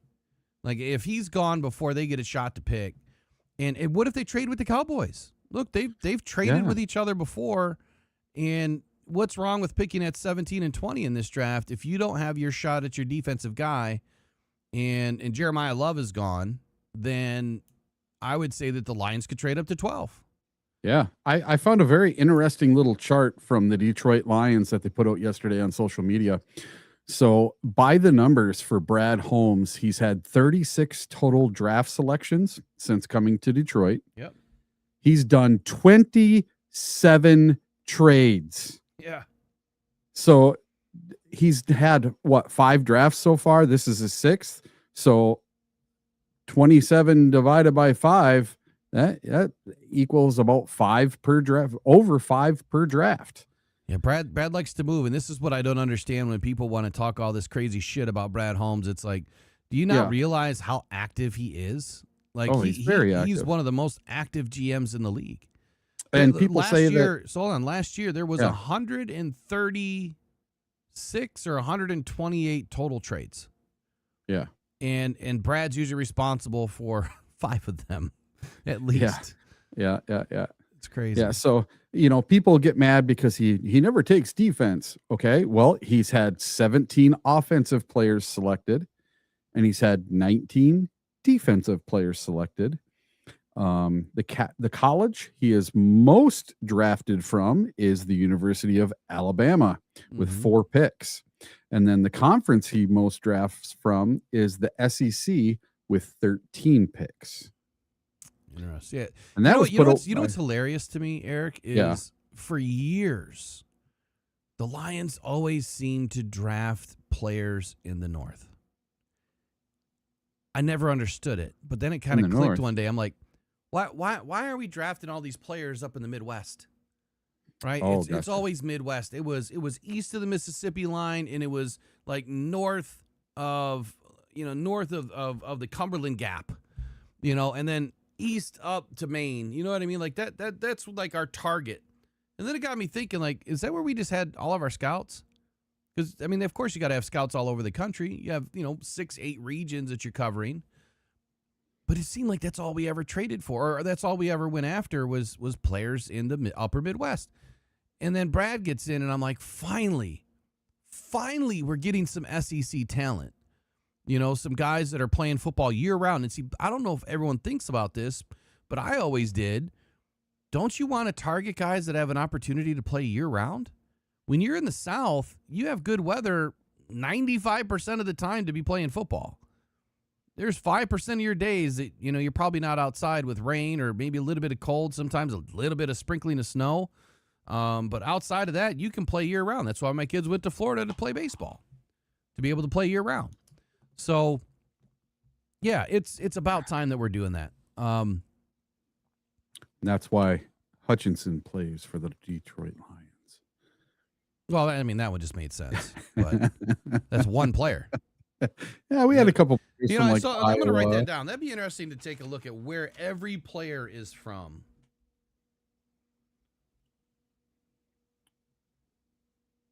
I can't write. My hands do not work. I am all typed. Like, I can't write. Like, if I showed you this, you'd be like, what the hell is that? Yeah, I can't even read my. This is freaking terrible, man. I tried to write a few things down this morning. I can't even read my own handwriting. I have no clue what I wrote down. All right, Rams, they're the wild card in this whole damn thing. Yep. If we think about what they're doing at 13, they traded their own first rounder, pick 29 to the Chiefs for cornerback Trent McDuffie. So at number 13 for the Rams, it's their only pick in the top 60. They haven't made a pick that high since 2016 when they traded up to take Jared Goff, and they gave a king's ransom up to do that. So there isn't a lot on which to base a prediction on because it doesn't exist. Most mock drafts seem to have the Rams taking a wide receiver, but the last wideout they took in the first round was Tavon Austin in 2013. They established a good track record of finding wide receivers in later rounds, Cooper Kupp, Josh Reynolds, Puka Nacua, but then there's Puka Nacua, who's currently in rehab. I have no clue what's going on with Puka Nacua. What is he going to be like this year? Where's his career going? He's a damn good football player, but if his mental side is not in the game and he's drinking or he's doing whatever he's doing and he's not rehabbed, that's going to be a problem for LA. I think if Matthew Stafford has anything to say about it, which I think he does, and if Sean McVay, which I think is a pretty smart dude, are going to say, you know what? I'm not even going to screw around here. I'm going to bring in a player that is going to put Puka Nacua on his heels and make him realize that he's got to get his shit together. So I think they go after receiver. I do not think that they go after a quarterback here. I think that Ty Simpson would be the poorest choice ever. I know you've mentioned Ty Simpson this morning. I think you mentioned could be a possibility, and a lot of people have mentioned. Yeah. I just don't believe in that being a great pick when you think about, okay, is there a Super Bowl window? Does it really exist? The Rams want to go all the way this year, just like every other team. But the Rams are positioned to go all the way. Not every team is. And so I would say that you want to secure another receiver, even though it's a rookie.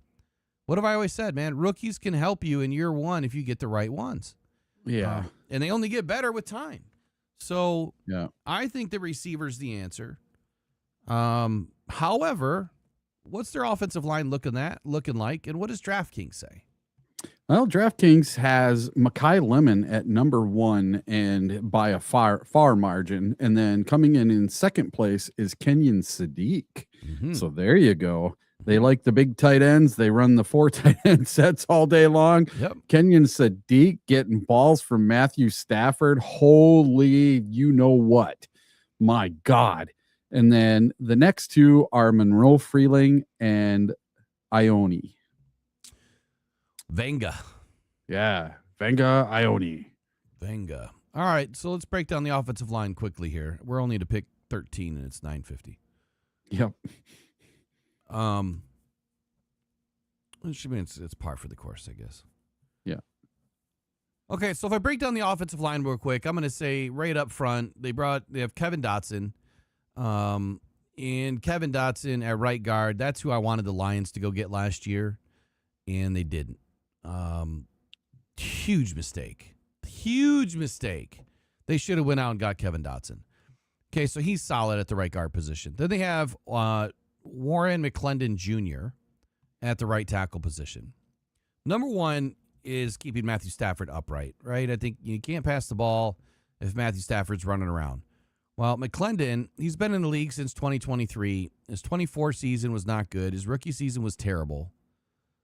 But last year, he actually played about half the season. He only allowed 1 penalty, 1 sack on 667 offensive snaps. He graded out way better than average, elite in the run block. Overall, he was graded out elite, and his pass blocking was very good. So I would say that they're good at right tackle and right guard. Center, they can find a center later in the 3rd or 4th round. Then you have Steve Avila at left guard and Alaric Jackson. And before I even get to Alaric Jackson, I think that Alaric Jackson is the guy that I feel that they need the most help with. So Steve Avila, who's only been in the league now since 2023, he's been damn good. So I would say that they're good at right guard. Now, last year, he played 835 snaps, 1 penalty, 1 sack allowed. Pretty solid season for the guy. And then you have Alaric Jackson, left tackle. I would say that he might be their biggest weakness, if my memory serves me right. I'll be right back. Go ahead. Yeah. What you got to do?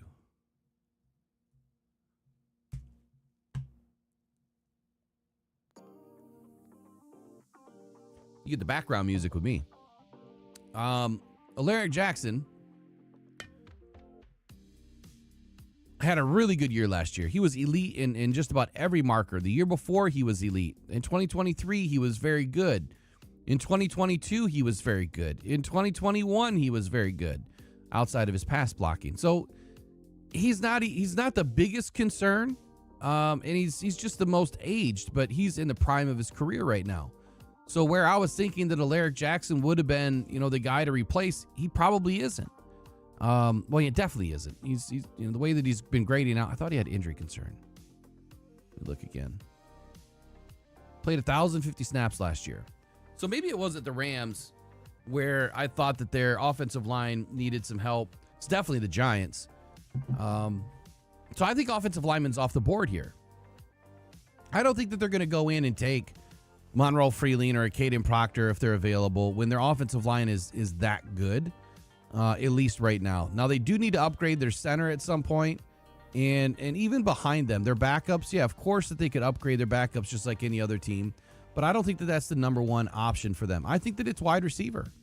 And beyond that, Kenyon Sadiq, he's been on my mind with the Rams if he makes it that far. I mean, what a better matchup. Like Eric said, Matthew Stafford and Kenyon Sadiq. I mean, you take advantage of a Calvin Johnson inside a tight end body. This is exactly what you're getting.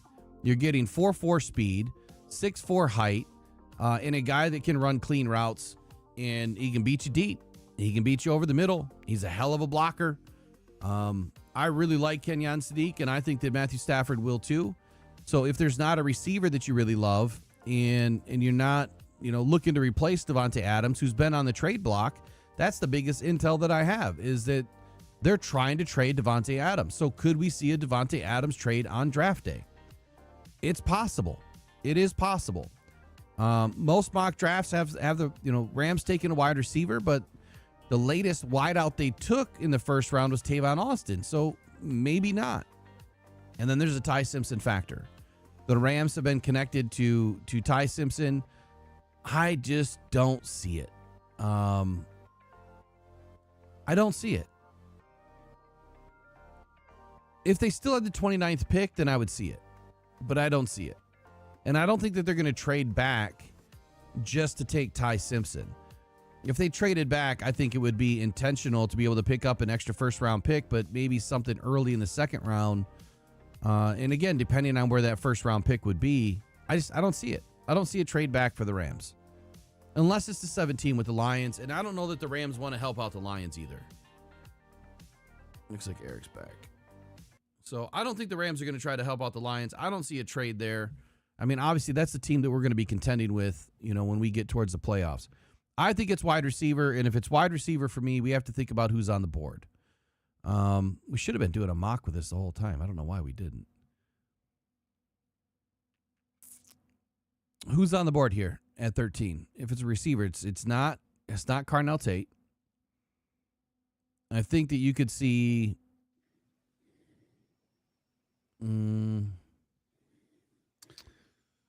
I think that you could see Mekhi Lemon or Jordan Tyson, but if there's the player that I really like going to the Rams, it's Boston. I think Boston is the clean fit for me to take that Devontae Adams position back over. And if the Rams are smart and they can pull it off, trading Devontae Adams in the first round to a team that really needs a receiver day one, maybe they get a late round first pick for him. Or maybe they get a day 2, day 3 pick, or a second and third round pick for him. That would be smart. Take Denzel Boston, and then again, I think of the Puka Nacua situation. I don't know that I would get rid of Devontae Adams if you don't know what's going on with Puka Nacua. You need some veteran leadership in there. So to me, it's receiver. What did DraftKings say? Who was it? Receiver? They said Mekhi Lemon. Mekhi Lemon. Okay. Yeah, or Kenyon Sadiq. That was the two that are. And I would agree with both of those, man. I think they're both great options for the Rams. And number 14, we're going to the Baltimore Ravens. This is a tough one. Have this correct. So the Ravens, they have a new coach. They have new everything. The only thing they have left is their running back and their quarterback. So they don't have their center. And this team, doesn't this feel like a type of a rebuild? It doesn't feel like they're pushing for a Super Bowl this year. Feels more like a rebuild with a new coach and new everything. They kind of blew it up after having John Harbaugh for 14 seasons. Mm-hmm. So I kind of believe this is where they're going to go offensive lineman. And that's what DraftKings has for their first two picks. They have Vega Ione and Spencer Fano. And then after that, then kind of maybe a luxury pick where they have Kenyon Sadiq, Reuben Bain Jr., Mekhi Lemon, and Jordan Tyson. But the one person they don't have on here, he's all the way down at number 8, is Caden Proctor. And they have him behind Jermod McCoy. So for me, I believe that they're kind of in a rebuild mode. And we're going to build through the trenches and we're going to get back things going back as quickly as we can for our quarterback who likes to run around and throw the ball. So I'm going to go with an offensive lineman for them. Whichever one's best that's left. Okay. So for the Baltimore Ravens, it's interesting because the one thing about the Ravens that I think when you look at their roster is you can say that maybe there's really not a spot that they are extremely weak in. And then their GM. We've heard it. We've heard it from Derek at All 22 multiple times that the Ravens stick in pick. That's just what they do. It's the, oh my God, this guy's available. I can't believe it. And here's my card. So I think that they stick and pick based on history. Why can't I find their freaking depth chart? There it is. Based on recent history. So they got Rashad Bateman at receiver, Devontae Walker. I believe he was out of North Carolina. I really liked him in 24. They have Zay Flowers, the speedy guy. But when you look at the offensive linemen, maybe there's a couple of questions here. So Roger Rosengarten, their right tackle. Take a quick peek at him.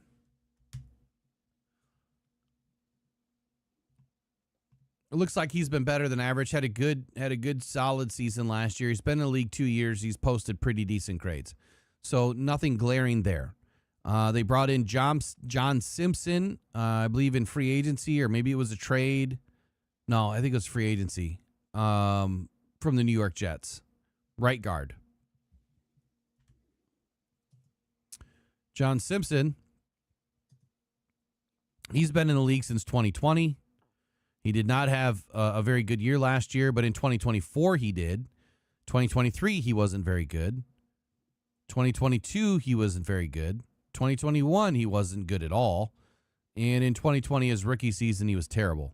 So he's had one good year in 2024 where he played 1,014 snaps, but get this, 10 penalties, 5 sacks allowed. That is not a guy that I want as my right guard. So you bet your bottom dollar if Neone is staring you in the face, I think it's the pick. But now I'm going to throw the curveball. Mm-hmm. Caden Proctor for the Ravens. And it makes sense when he moves to guard. If you remember my conversation with Proctor, Yep. he said multiple teams have asked him about moving to guard. And he will do whatever he has to do to be on the field. He does not want to be a guard, but at the same time, he wants to play football. He wants to get chosen in the first round. And he wants to make a lot of money. And if the Baltimore Ravens at 14 are saying, Proctor, we're putting you in a guard, and if we need you out to tackle at some point, we'll visit it. But come on to Baltimore, let's do the damn thing. He's going to say, okay, let's do it. The other major glaring need, though, is the right guard spot. Andrew Voorhees is not very good. So they definitely need a guard. So I think that it's Oliver Veganioni, if he's still there, and it could be Caden Proctor. I don't think that they take a left tackle or a right tackle. I think that their right tackle is solid with Rosengarten. And then on the right side, you have Ronnie Staley. And Ronnie Staley, last season, graded out pretty solid. Year before that, pretty solid, even better. 2023, very good. 2022, maybe his best season. 2021, not so hot. That was, kind of some bad years. 2020 was amazing. So left tackle, right tackle are solid. Both of the interior spots are not that great. And then they could use a center, but you're going to get a center later on. So I guess where I'm going with this, the intel tells us that they need a center and a guard. A guard could be Proctor, it could be Neone if he's still there. They do need a tight end. Isaiah likely left in free agency. I can't remember where he went. So you could see Kenyon Sadiq going there.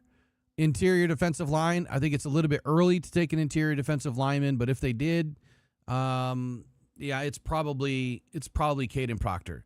And then you have the edge factor. If Ruben Bain falls to 14, which I have him falling pretty close to that, then you could potentially see him take a flyer on Bain. Otherwise, TJ Parker, you could see TJ Parker climb out of the second round and jump into the middle of the first round and end up in Baltimore. And I think that those are the answers for me. Those are the options for me.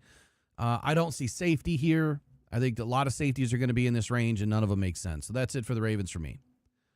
The Bucs, pick 15. They have 7 picks. These guys need defense. Edge, inside linebacker, and cornerback are the top plays here. For the Bucs, I would love to see them take Jermod McCoy, even though I don't necessarily think that Jermod McCoy is going to go that early. But if he's still on the board, which I'm fully expecting that he is, I think that that's the player. I think that it's going to be defense with their first pick. However, my goodness, if Kenyon Sadiq is still available, that makes a ton of sense here. They lost Mike Evans. They could use another big body that can run, perimeter routes, and he can do that. You can put him out wide. You can put him in tight splits. You can put Kenyon Sadiq anywhere. So it makes a lot of sense when this draft is really devoid of big top-tier wide receiver talent outside of Denzel Boston. So if Denzel Boston is still here, I think that would be the pick, and if it's not defense. And then we'll talk about Bane again. Polywog. If he's still there, that just sounds like a Todd Bowles kind of guy to me. Just nasty demeanor, vicious, chaotic, but deficient. Deficient. What are your thoughts? What does DraftKings say? Well, so for the first time, DraftKings is saying something other than offense. A couple new names are popping up right here. So first, they have Kenyon Sadiq, but after that, it's Akeem Mesidor at plus 425, then Keldrick Falk at plus 750. So you have Mesidor and Falk coming in, and then in fifth place, you have Jermod McCoy. So did I match up with any of them other than McCoy? Sadiq? Yep. So Sadiq is their number one. Okay. And then it goes Mesidor, Falk, Vega. Shit. I forgot about Mesidor. Yep. Then it goes Vega, McCoy, Spencer Fano, Freeling, Proctor, Ruben Bain Jr., and Malachi Lawrence making his first appearance on the list. You know what? I'm gonna make this wild claim. That's where Mesidor goes. No. The wild claim is Mesidor goes before Bane. Ooh. That's the wild. I've been thinking about it for a while. I think I wrote it last night in one of my picks. Look, when I watch the film, man, Mesidor is everywhere. He's creating. Bane was cleaning. And then there's plays where Bane is creating, but Mesidor was still right there. I almost felt like Mesidor, I mean, he's so polished. I know there's a little injury concern with his feet, but he is so polished. He's just instant on the field. He's going to help you day one. He's marshmallow right now guy, right? He's going to help you right now. Bane, I think he helps you in certain spaces, but I don't think that he's a 3-down player at all. At all. I don't even know the last time they took a corner. It might have been 2 years ago when they spent two second round picks, because that's what edged out Christian Izzian, is they brought in, and they had Marshawn Lattimore, right? Or not Lattimore.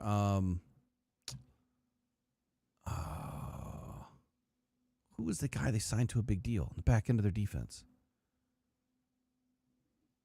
Why can't I remember? Levante David? Winfield, Anton Winfield. Oh. But yeah, as far as corner goes, right now they have Benjamin Morrison and Zion McCullum. I don't know anything about Benjamin Morrison. I know he was a second round pick last year, but outside of that, I don't know how well he played last season. Let me take a quick peek. He's so great they didn't even have a picture of him in PFF. Oh God, he's terrible. Wow. What happened with this guy?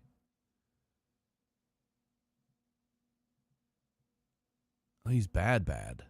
He didn't even play a whole season. 360 snaps, and most of his grades were below a 40. So there you go. They could need a corner.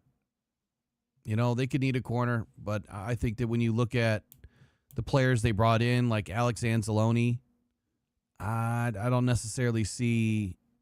see a Bane being a fit there. Anzalone is going to be like, captain of the ship kind of a guy, but he's going to be playing right inside linebacker in a 3-4. We might see a totally different Alex Anzalone in that scheme. Totally different. They also got Al-Quadin Muhammad down there, playing left outside linebacker, which is interesting. Mm-hmm. So, yeah, as far as the Bucks go, I am seeing defense. Otherwise, you could see a Proctor move. No, I'm sorry. I'm seeing defense. We already talked about Proctor with the Ravens. Yeah. In the chat, Nicholas Wyatt says they are saying McCoy might need another surgery. Where'd you see that at? I've heard that rumored too, but yeah, I don't know where it came from. Yeah. I don't know where it came from, but I've heard that same thing. But do us a favor, when you guys put like the rumors and stuff in there, like let us know let us know the source so that we can, either look it up or try to validate it. That's helpful to us. If you can't post a link, obviously, but if you, just say SI or PFF or, Fox Sports, whatever, try to let us know so we can look it up and help us all get more intelligent. So what number are we at now? So we're going to go to 16 with the Jets here. Jets. I'm going to get a Jets jersey this year. What? Yeah. Why? Because, I like Aaron Glenn, man. I do. I like Aaron Glenn. I'm getting a Jets jersey. Might even get Glenn's. Oh, jeez. All right, so what are they saying, DraftKings? All right, DraftKings, you want to see who they're saying? They're thinking wide receiver, with Mekhi Lemon at plus 700 and Omar Cooper Jr. making an appearance on the list for the first time at 750.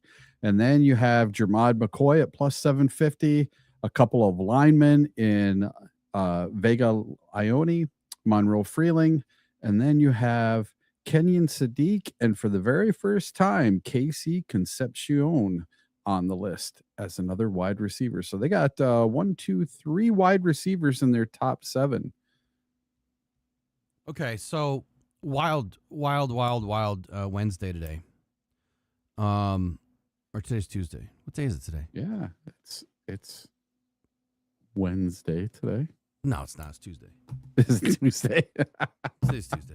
I don't know anymore. It's got to be Wednesday. What freaking day is it? It has to be Tuesday. Yeah. Curse of Oak Island was on last night. It is Wednesday today. That's how I know what day it is by what TV program I watched last night while I was doing my Lions stuff. Wednesday, dude. What happened to Tuesday? What did I do yesterday?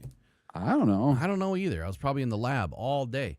Okay, so there's a name that I've been forgetting about. Like I forgot about Messidor for a minute there, and Omar Cooper.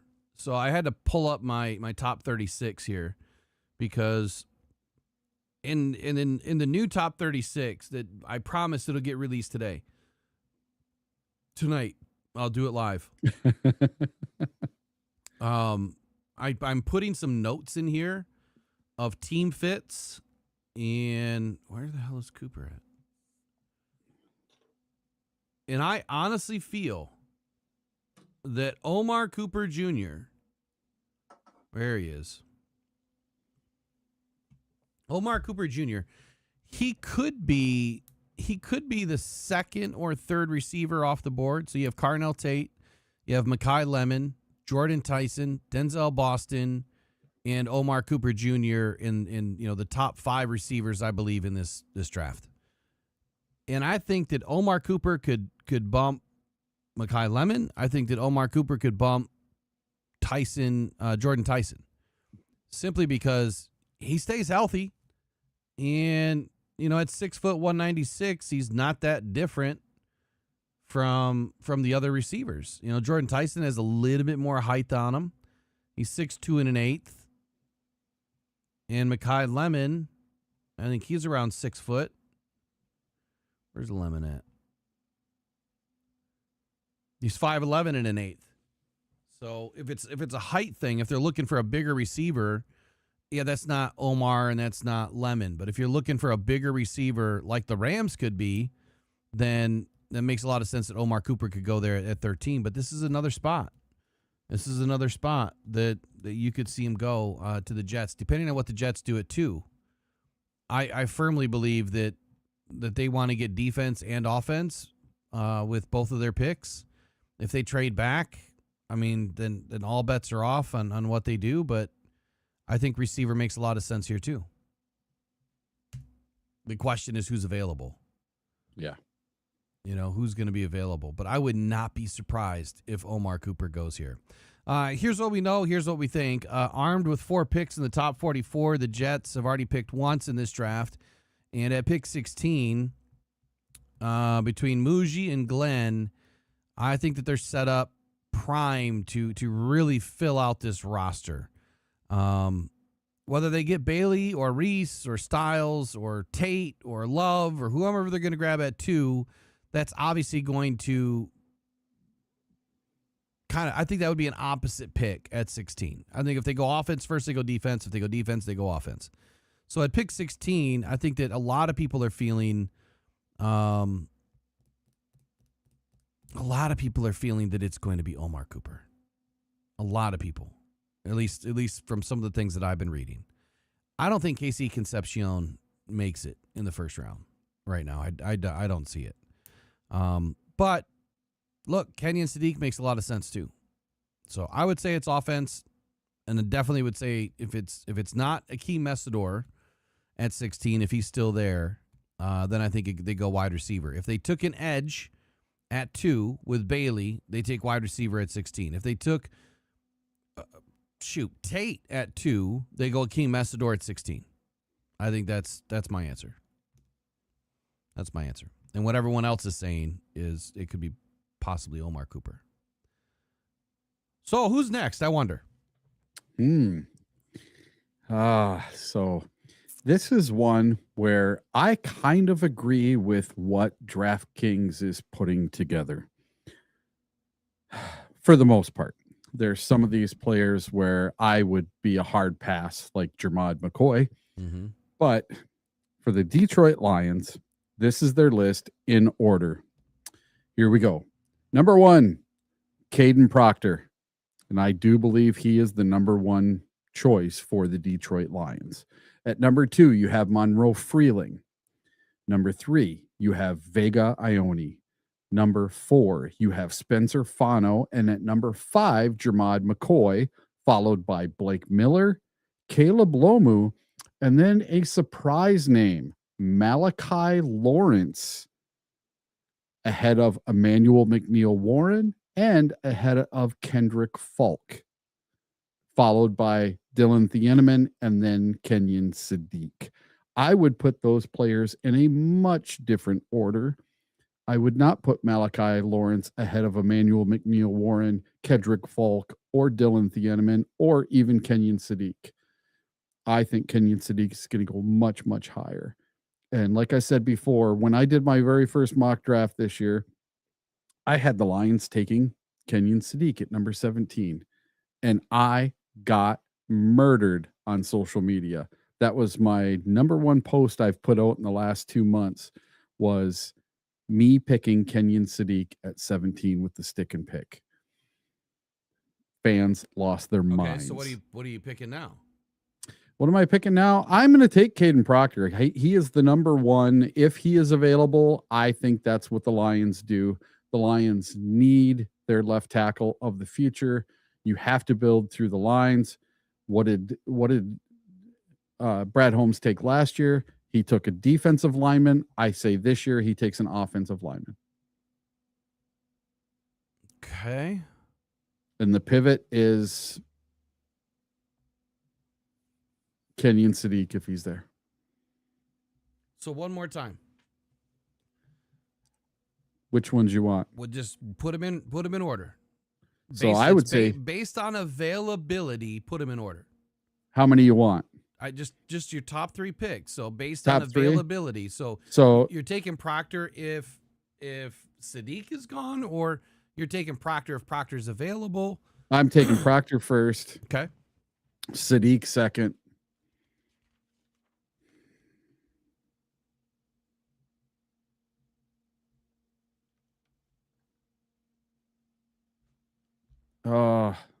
Probably Falk third. Depending on who's I don't even know if Falk gets drafted in the first round. Yeah. Okay. But I don't believe Malachi Lawrence is going to be drafted in the first round. I think he'll be there at 50. So do you have like what is a quasi mock in front of you or no, I just have the draft order and then what's going on. I want to do a couple of things with this. So I'm going to be stuck here at 17 for a minute. Okay. I want to have a little fun with it. So number 1, in the chat, do me a favor. Give us a mock draft to go look at, and I'm going to pull that up, and we'll have Eric read it based on availability, whatever players have been taking, and then who's left, I'll give you my pick. So we'll have a little fun with it that way, and then Eric will give us a pick too. Well, here we can look at that PFT mock. No, we could, yes. We could do PFTs because that is their only and final mock of the year, right? Okay, we'll use PFTs then. But if someone puts one in the chat you really want us to use, then let us know. But before we get to that, here's my statement on this year's draft for Brad. And I'm going to start with unnecessary risks, okay? This morning I put a post on Twitter, and I said Brad Holmes would be irresponsible taking unnecessary risk if he ignored safety. Brian Branch's Achilles injury has his Week 8 availability in doubt, and Kirby Joseph's knee remains a real secret and concern after he missed 3/4 of last season. Detroit has added depth, but depth is not the same as certainty. If one or both starters are out to start the season, the Lions are suddenly depending on backups in their secondary. That already feels fragile. Chuck Clark is a dependable veteran, but he is neither a Branch or a Kirby at full strength. Edge matters, and offensive line belongs at the top. But safety is right there at the top too. This is about stability as much as talent. For a team trying to win now, hoping health solves the problem is not good enough. That's my statement on Brad. You can't depend on things that you haven't been able to depend on. You couldn't depend on Kirby last year with that knee, and you failed to get it addressed before you signed him to a major deal. Unfortunately, you really can't walk away from Kirby Joseph until next year, and that is where they're going to have their out in 2027 if Kirby Joseph is no longer able to play or not play to the level that the Lions need him to play to. So there's that. And then there's this. The Lions have a major target on their back. Major target. And it's because everybody knows that they have done more work on offensive tackles, and everybody knows it. I don't know if you guys remember this, but I told you during free agency that there were two positions that I had great intel on that the Lions were doing their homework on. And it was offensive line and linebacker, or offensive line and DBs. And that is exactly what the Lions attacked in free agency. And it's exactly what they're looking to attack in this draft. The reason why, and if you look at what Brad Holmes does, now I'm giving a lot of carrots away here, but it's okay. Just look at what he does in free agency and then look at what he does in the draft, and I'm going to leave it at that. You can make up your own mind after the fact, but I will tell you that it points into a direction every single year that should give you an idea of where he's going in the draft. Free agency into the draft. Before, you could look at the top 30 visits and the combine visits and the meetings and kind of deduce what are they thinking. And you look at the roster and you say, okay, I see weaknesses here, and this is where the Lions need to get a lot better. I see future issues here with contracts. This is where the Lions need to avoid a situation. And you compile all this information together, right? And in doing so, you can spit out somewhat of a formula that says, I'm pretty confident, with these 2 or 3 choices at their first pick in the first round. Then you go back to figure out which one makes the most sense. But in this case, the Lions have a target because they're in win now mode, like every other team. And you have teams like the Bucs at 15, the Jets at 16, the Cowboys at 12, the Rams at 13, that could all want to trade back.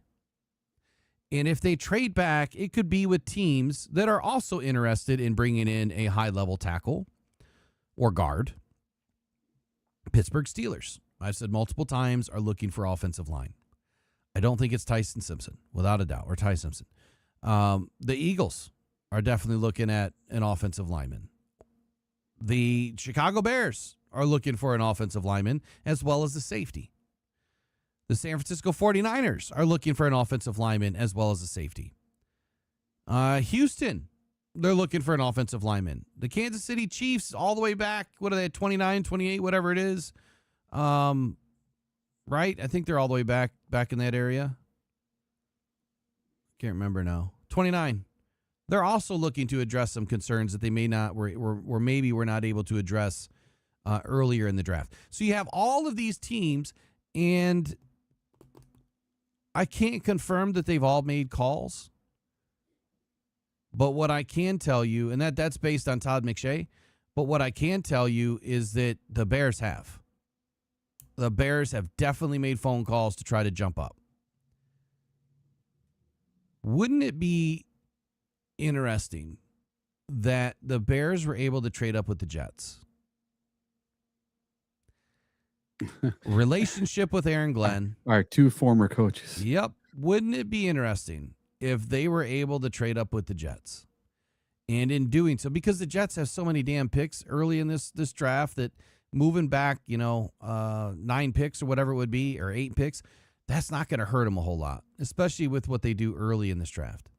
If they trade back off a 2 and they get a top 10 pick and then a future pick, and then they trade back off a 16 and they still stay in the top 25 and add another day 2 pick or whatever, I mean, like that's a perfect scenario for the Jets. They can end up with 7 picks in the top 60 for all we know, by the way, if they work their magic. So I think that the Lions need to be aggressive. But I also believe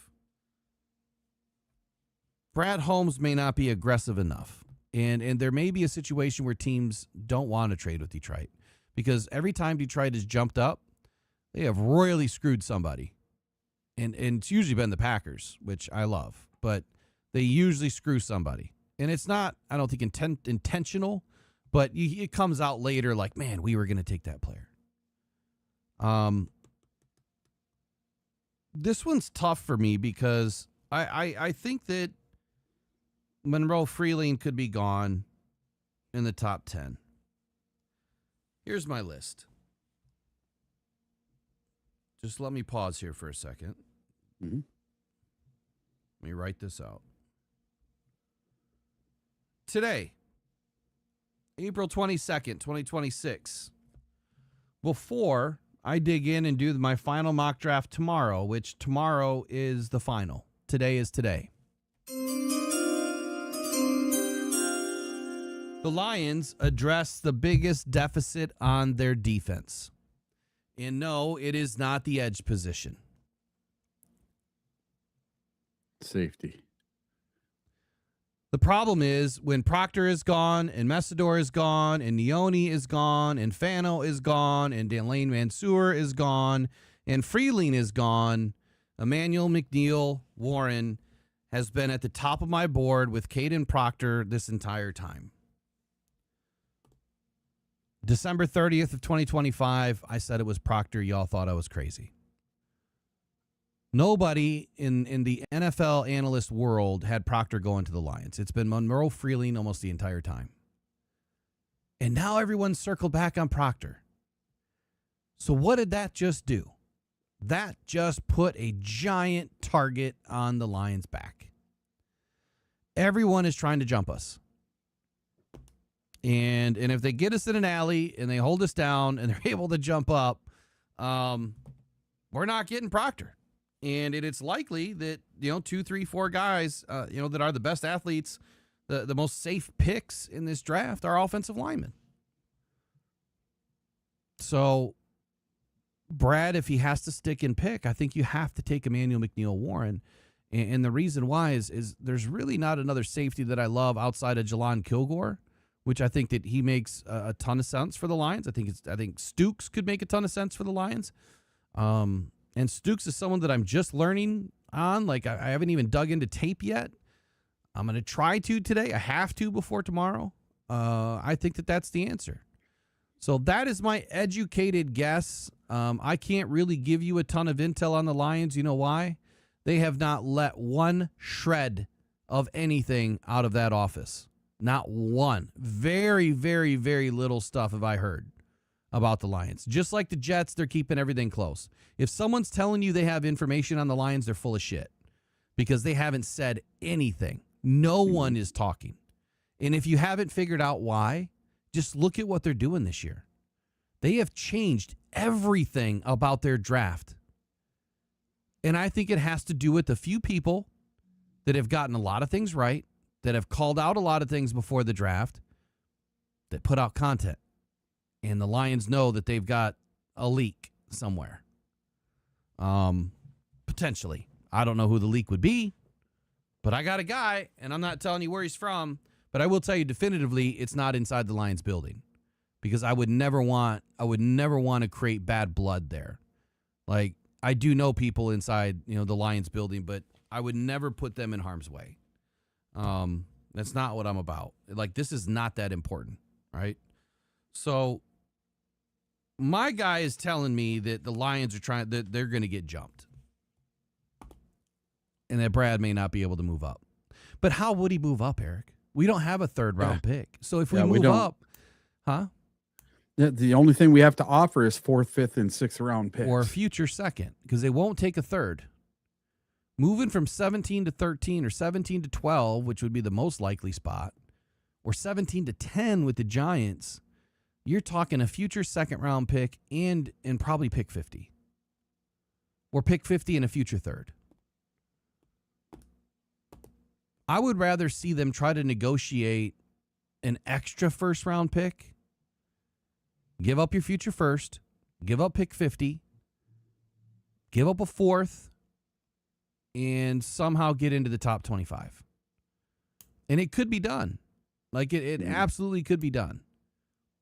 But that means you're giving up next year's one to do it. I'd rather see them do that than try to back off a 17 unless Proctor's there. But I would not walk away from Emmanuel McNeil-Warren, and here's why. Just like I said, it would be wholly irresponsible and unnecessary to plan on Branch. Branch is not going to play probably until week 8. And even then, it's, 4 or 5 games. It's going to take him, some time to get his feet underneath him. And like I said, the research that I've done, players that come back from major injuries, you could look at their stats. Like, Aiden is the exception, not the rule, right? He had a pretty good year last year coming back from that injury, but we're talking broken leg, not Achilles, right? Totally different. Achilles ligament issues and muscular issues are a way different rehab process. Aiden didn't have any impact on nerves or ligaments. It was just the bone. So he got super lucky. Adrian Peterson's the only player I can think of in recent history that he had an ACL, MCL, PCL, whatever, and he came back the next year off that ACL and had a 2,000-yard season. It's crazy, but that's one player. He's the only alien NFL player that I've ever seen do anything like that, come back from injury and have a career year. It just doesn't happen. And he came back after 8 months, 9 months, where it's typically a year and a half for that injury. Yeah. Yeah, I would say so too.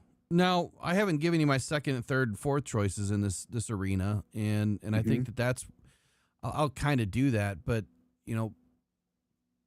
Kirby, we don't know what's going on. I mean, the safer pick would probably take Dylan Thieneman here because he's a natural free safety, right? And that's who PFT has us taking. Oh, really? When I think of that's interesting.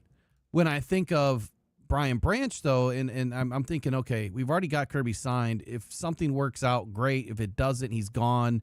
They'll save a bunch of money next year. But Branch, coming off the injury, I'm not so sure that they re-sign him.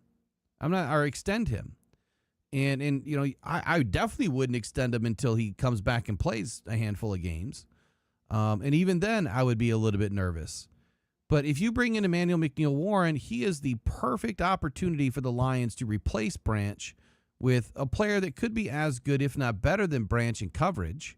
I don't know that there's anybody better than Branch around the line of scrimmage right now that I really love in the game. I mean, there's a few that are pretty good. But he fits that robber role. He fits the strong safety role. He loves to play around the line of scrimmage.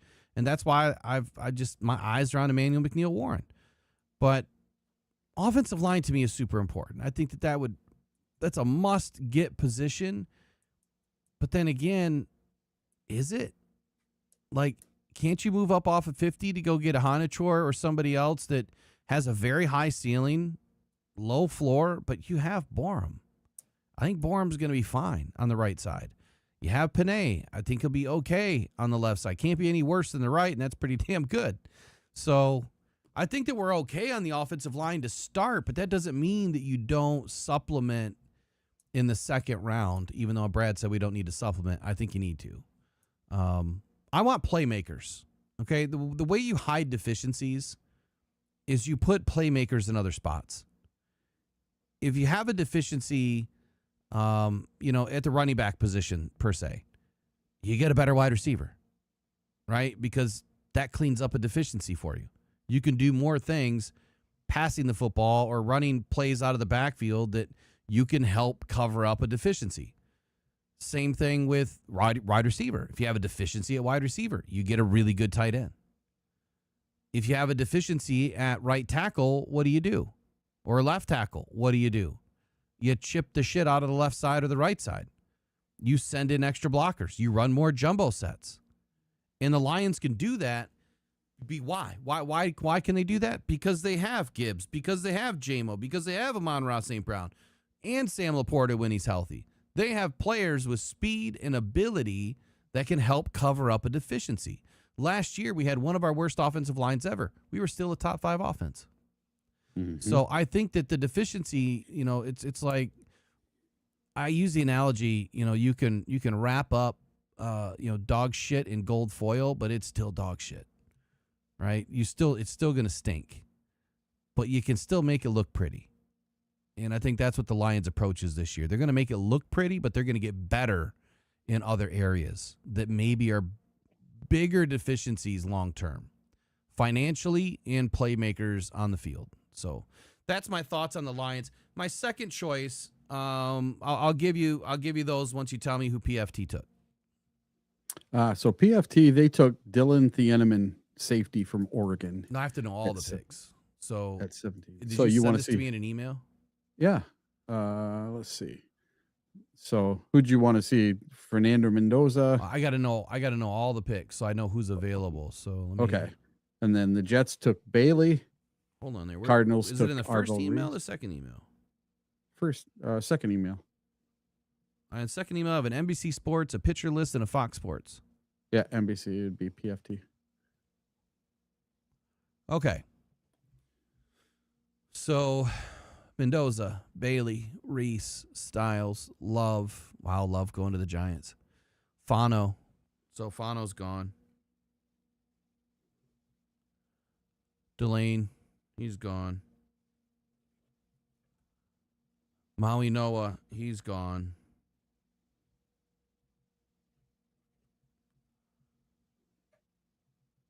Wow, Proctor's gone at 14 to the Ravens.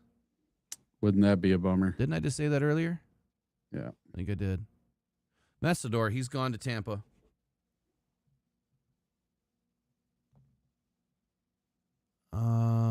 Loney, he's gone to the Giants. I think I said that too. So the only one that's available is Freeling. Where's Freeling at? He goes 26 to the Bills. 26 to the Bills. And then Lomu 27 to the 49ers. I'm not high on Lomu. I know some people are. I'm not. I thought you were just looking for. No, I want to see what's in front of us, and then where do they go behind us. So, as far as second tiered options for the Lions, on the offensive line, if you're going to take Lomu, you might as well take a Hanachor. Well, they have a Hanachor going 21 to the Steelers. Yeah. So I think if you take a Hanachor, that would be a much better idea than taking Lomu. I didn't even see that. So that makes a ton of sense. I kind of like their draft. There's Denzel Boston going at 22 and Blake Miller at 23. So Miller's available too. So when you're looking at trying to get better, here's the question that I'm going to ask y'all. Be honest.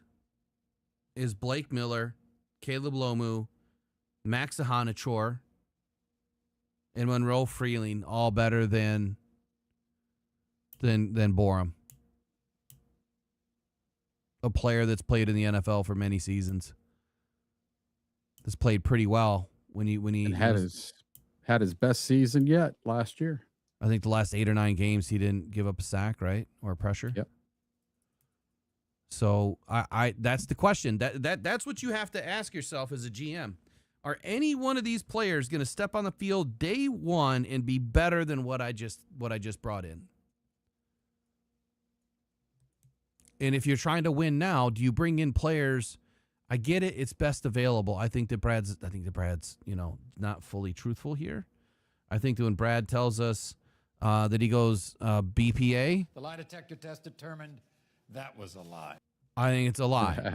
Okay, Yeah. I think that he's going to take the best player of need at certain times too. I think if you go BPA, that you totally miss out on players that could have helped you day one. So if I'm asked the question, will Blake Miller, Monroe Freeling, Caleb Lomu, Max Sahanachor starting in place of Borum on this offense that requires Jared Goff to be protected? I'm gonna say no way. I'm sticking with Borum, and I'm gonna deal with the rest later. All these people in the chat saying they would be devastated if we passed on Freeling. Freeling is not the answer. He's never been on my radar. I've never picked Freeling in a single mock draft. I didn't get any super awesome vibes from Freeling at the combine, from his workout, from his talking to us, anything. Freeling's just never been on my radar. I know he gets mocked to the Lions number one more than anybody else, but listen, you guys better get prepared to be shocked, because I have a feeling the Lions will not be taking Monroe Freeling at number 17 tomorrow night. Okay, so I can't believe it's tomorrow night already. Here's the thing. I field the question here from Peter Van Larhoven. He says, and Peter, why are you not a member yet, man? What's going on there? Ask yourself why the Dolphins didn't extend Borum. I'll tell you why. Number one, franchise overhaul. The firing of Mike McDaniel, the hiring of John Eric Sullivan as the GM, and the head coach now Jeff Hafley. The Dolphins moved on from dozens of veteran players to reset the books. That's number one. Yeah. Number two, aren't they paying like $90 million to the quarterback that they released? I don't remember. Number two is cap management. Miami took on over $175 million in dead money, while Borum's market value was projected to be somewhere between $4 and $8 million. The Dolphins preferred to fill the depth spots with even cheaper veteran minimum style contracts to maintain their financial flexibility. So I get the narrative that you're trying to spin, but it doesn't work. It doesn't work because the Dolphins didn't have any money.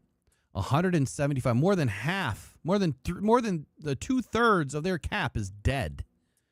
Like, that's insanity. And to your point, Eric, yeah, but I don't remember how he fits. Like, I don't remember how much it was.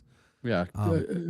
Tunga Vailoa, he took up so much cap. They released him, still hasn't been signed anywhere. And listen, that dude's just a walking concussion. That's why they got rid of him. They are cleaning the books, and they have to this is a total take it down to the studs rebuild, just like when the Lions first got here, except for they didn't do a Goff trade. They didn't have anyone to trade Tunga Vailoa to. No one would take him. So the other thing here is they signed Charlie Heck to a veteran minimum deal, right? $1.2 million. And then I think they also signed Jamari Saylor. Wasn't he the other one they signed? I don't have the depth chart up anymore, so let me just look. You know, and John Desage says, Eric, if the Lions traded back to 23 or something and got a third rounder and drafted Freeling, would you be upset? No, I'm not going to be upset. He's just at 17 at the stick and pick. I don't feel Freeling is a fit for the Lions. I I don't have him on my radar. If we take him, fine. I just don't think he has the body to be our left tackle of the future. Somebody put, Freeling is our new offensive tackle for the next 10 years. I just don't believe that. Here's the thing. In the trade situation, if the Lions move back from 17 to 21, 22, 23, 24, whatever it is, and then they end up taking Monroe Freeling, then I would say great, because depending on what they got for that pick, if they got an early second rounder, if they maneuvered and let's say they traded a 4th round pick and they ended up getting a mid second, like under 42, top 42 pick, and traded a 4th and moved back from 17, then I would say that that's okay, because now you're bringing in a future guy that you can let marinate for a year behind Borum. And if there is an issue, then yeah, you put him in.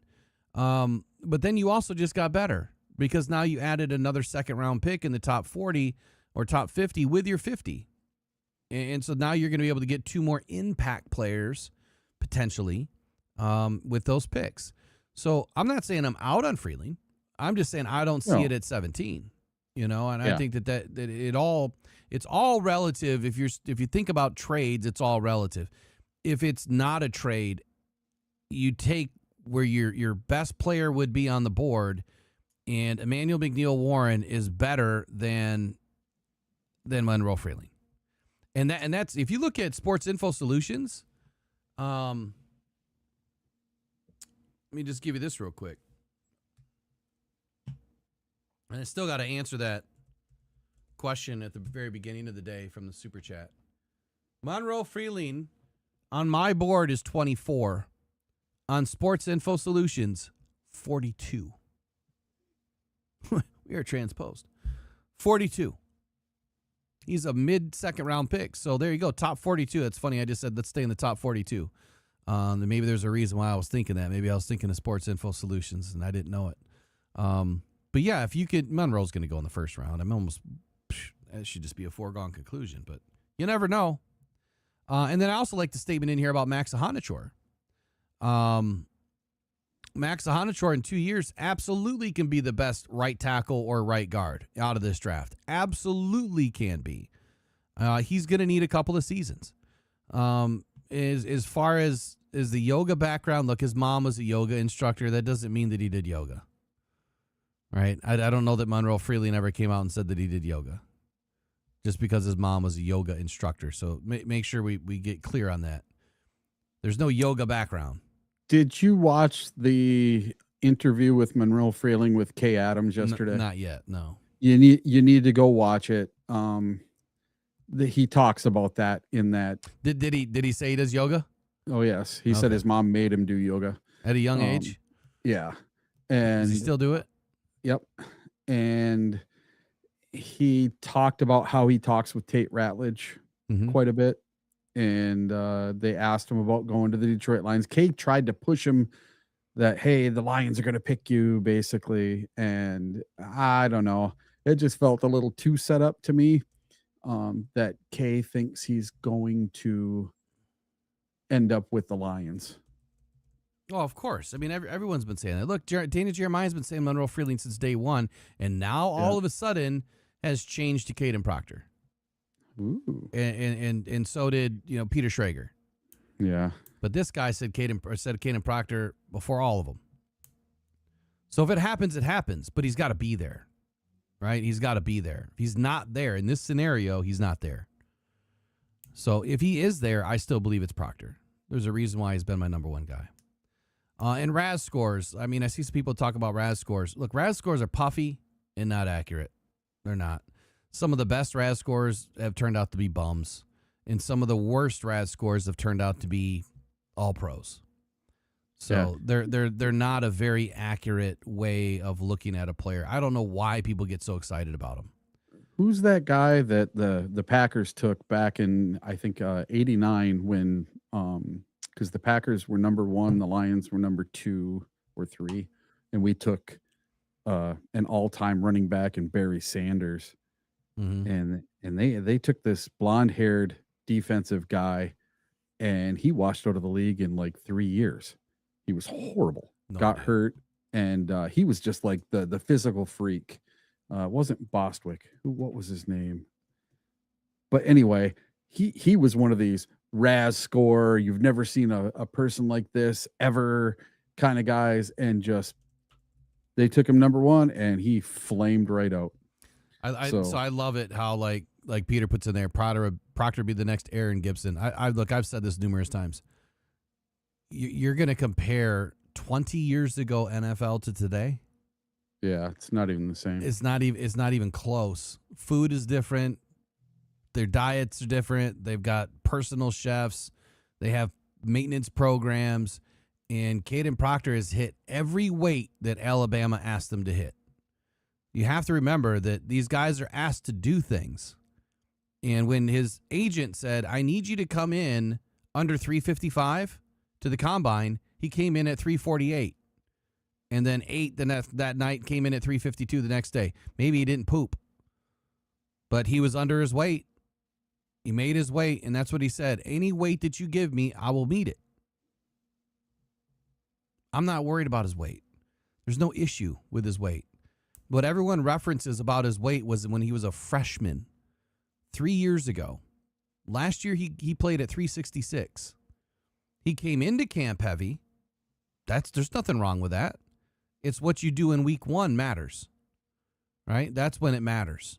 So kids are young, man. He's 21 years old. But now you're stepping up into the pros, and you're going to be in a locker room with guys like Hank Fraley and Penei Sewell. You better believe they're going to be on your ass. And they're going to make sure that the rook is doing what he needs to do. There is no excuses when you're going up against Aiden Hutchinson. None. So I'm not worried about an Aaron Gibson comp like that. I'm sorry, Peter. Like it's ridiculous to me. Now Peter did help my brain this morning. Tony Mandrich, the offensive tackle from Michigan State. Now you remember, don't you? Oh, man. Mandrich, the sandwich. Oh, my God. That guy was awful in the NFL. He was so good in college, but he's the one that got caught taking all the steroids and doing all the drugs and everything. And he washed out super fast. He did not last in the NFL. He got hurt and was awful. But that guy, if you would have had a RAS score on him, I'm guessing he would have been like the RAS score of all RAS scores going into that draft. That guy hit everything. Everybody thought he was going to be the can't miss prospect of that draft, and it ended up being Barry Sanders instead, and a bunch of other guys. Moving on to the Vikings here. So based on the intel on the Vikings, the biggest need here is center for them. That's not going to happen in the first round.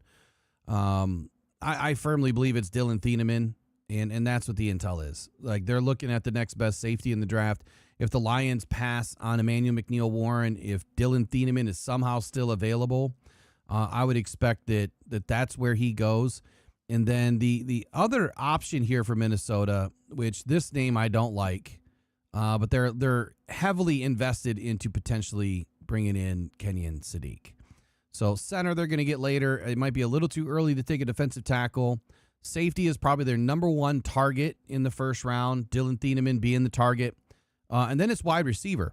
So depending on what happens in the wide receiver class, if Thieneman's gone, center's later, Caden Proctor, Peter Woods, I think it's a little early to take either one of them at 18. If the Vikings don't move back, it's Dylan Thieneman. I'd also say that, it would be interesting to see if Denzel Boston is on, if he's on the board, but I just don't see where they need a wide receiver. They have two wide receivers. I just don't see where they need another one. Unless they're going to trade Addison, I don't see a need for it. But maybe Addison's on the trade block. I think Kenyon Sadiq would be the pick, or Dylan Thieneman, depending on who's available. 19 with the Panthers. Do you have anything you want to add to the Vikings? Sorry. Yeah, so on the Vikings, DraftKings has Dylan Thieneman as the number one, and then Emmanuel McNeil-Warren as number two, and Kenyon Sadiq as number three, followed up by Jermod McCoy, and then it gets into linemen if there's any left. And then PFT had the Vikings taking CJ Allen, the linebacker from Georgia. I love that statement by Attila. He says, we normally use RAS scores to push players we like and then discredit them when we don't believe in the said players. That's hilarious. What a spot on take. What a spot on take. Everyone wants to be a dog until you got to do some dog shit. Carolina Panthers at 19. What we need to know is they have 7 picks. They drafted 19. They need a safety badly. I don't have their depth chart, but I will get it in just a second. What is DraftKings saying? So DraftKings and PFT both say the exact same player. Kenyon Sadiq, tight end from Oregon, followed by Dylan Thieneman, Casey Concepcion, Caden Proctor, Monroe Freeling, and Jermod McCoy. I mean, there is a scenario where Caden Proctor slips, right? There's a lot of scenarios where a lot of players slip. It all depends on the trades, and it really depends on who wants who and where they're going to get them. It's funny, they still have J.C. Horn on their roster, and I remember like 2 years ago, there was a content creator that said the Lions were trading for J.C. Horn because they had intel from inside of Brad Holmes' office, but it never happened. So J.C. Horn's still there. Nick Scott and Trayvon Moehrig, that's your free safety, strong safety, and it's not great. So they need a safety in a bad way. Kenyon Sadiq could make some sense here if he's still on the board. I just don't necessarily think he's going to be on the board, but tight end is definitely a list or on the list. When you take a look at their depth chart, they have Tommy Tremble and Jatavion Sanders, Mitchell Evans, Felipe Franks, and a bunch of other guys I don't know. James Mitchell is also there, former Detroit Lion. Safety, tight end, wide receiver. Again, depending on who's there, if Sadiq is gone, if Thieneman, McNeil, Warren are gone, and Caleb Downs definitely going to be gone by then, I think that tackle is one place for Carolina that they could look at. With left tackle Ike Awanu coming back from a very difficult injury, he's got a torn patellar tendon. It makes the season a little bit iffy for him. And I think that they are waiting on seeing if he was going to be able to come back, where his status was. That was the latest report, as they were looking on the status report of Awanu. So they could definitely be looking at tackle here. And I think that's where Caden Proctor makes a ton of sense if he's still on the board. Number 20, back to the Cowboys. We kind of already covered this earlier. Whatever they don't do in the beginning of the round, they're going to do the opposite, I believe, at pick 20. Yeah, DraftKings has them flipping the switch right here. They have Akeem Messidor, Kedrick Falk, Malachi Lawrence, Colton Hood, and Chris Johnson, followed up by Jacob Rodriguez. And on PFT, they have them taking Avion Terrell, cornerback from Clemson. So I don't remember who I mocked them earlier, but I didn't write it down. The thing here is like inside linebacker, edge, corner, a lot of defense, and then I could see a little bit of offense here for them as well. But if they don't get their corner, early, the Jermod McCoys or the Mansour Delane, if they don't get the corner, they could go edge here. If Messidor's still on the board, that does make a ton of sense. I also think Cassius Howell makes a lot of sense. If they don't get an edge or a linebacker at 12 or whatever they do at 12, I think that Cassius Howell can move to an inside linebacker type of position with the Cowboys. Again, he has great twitch, a lot of speed, but he's deficient, in the arm length. And I think that does matter quite a bit. I think the arm length is important. Steelers. What are they saying on the Steelers? So the Steelers, Pro Football Talk says that they are going to take Max Ahinichor, tackle from Arizona State. And then if you look at DraftKings, I got to go to the next set of picks here. At 21, they have Omar Cooper Jr., Caden Proctor, Caleb Lomu, and Denzel Boston, followed up by Blake Miller and Max Ahinichor. Okay. I guess what I'm hearing and seeing is not Ty Simpson. No. Even if Why- he's available at 12 or at 21, it's not Ty Simpson. And assuming whether or not Aaron Rodgers comes back or he doesn't really matter. I think that they're going to rebuild the way that they intend to rebuild, and that maybe it doesn't make sense for Rodgers to come back, but I think left guard makes a ton of sense. Offensive tackle and wide receiver all make a ton of sense for the Pittsburgh Steelers. Who it is, I think it's going to depend on who's available. Hanachor makes a lot of sense in the guard position. And you slide him into guard immediately. I think he's going to be great. He's going to take a couple years to season, but I think at guard, it'll be a little bit easier for him. And then at wide receiver, I can't imagine that Omar Cooper is going to be on the board here still, but that does make a lot of sense. And then if Denzel Boston is still on the board, that one makes a lot of sense too. Next up, we got the Chargers. The Chargers. Let's see. PFT says Denzel Boston. Denzel Boston. I don't know. He's a receiver from Washington. I keep wanting to say Denzel Washington because he's from Washington. Oh, man, my brain is fried this morning. So then DraftKings has Keldrick Falk, Akeem Messidor, TJ Parker. There's a new name. Blake Miller, Peter Woods, and Caden McDonald. So you might be seeing a defensive lineman here for the Chargers. But PFT took a wide receiver. As far as the Chargers go, I think guard, edge, interior defensive line make a ton of sense. Wide receiver also makes a lot of sense here because this is where you're going to get another group of them. It all depends on who's taken, right? God, if Kenyon Sadiq is here, he's no longer there. He fits two molds, right? He's a receiver and he's a tight end. I don't see a guard that makes a lot of sense right now unless it's a Hanachor. I really don't. It's another team that really has a massive needs to fill, I guess, everywhere. The Chargers could go in a lot of different directions at 22. Ideally, it would be defensive lineman. If the bigger question would be whether or not they view guys like Woods or Caden McDonald worthy of a slot at 22, it's still maybe early for the IDL guys. How does Mike McDaniel change things? Right? How does he change things for the offense? And it could. Maybe Casey Concepcion gets a play here. Or again, if Kenyon Sadiq is available, I think it would make sense there too. You got to run? Yeah, I do got to get going here.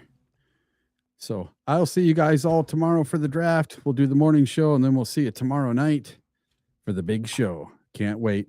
What are the Lions going to do? We're going to move up. We're going to move down. And we're going to stick and pick. What are we going to do? It's not going to be Monroe Freeling, just so you guys know. Yeah, we are 31 hours away, man. 31 hours away. All right, buddy. Have a good day. All right, then there was one.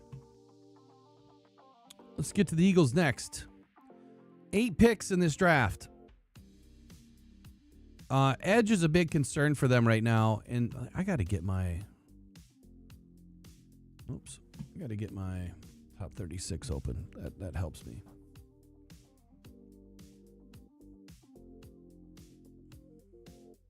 See, I have Messidor back at 25. I have Freeling back at 24. I have Omar Cooper Jr. at 23. So there is a likelihood that some of these players... I'm sorry, I have Messidor at 22, not 25. I have Falk at 25. I think Falk makes a lot of sense. If they're looking at edge, I think Falk will be available. I can't imagine that he's really going to go that early ahead of pick 23. And I don't think there's any secret here that Howie Roseman overvalues offensive linemen. And he has 2 older ones on the roster right now. So taking a look at the roster here for the Philadelphia Eagles.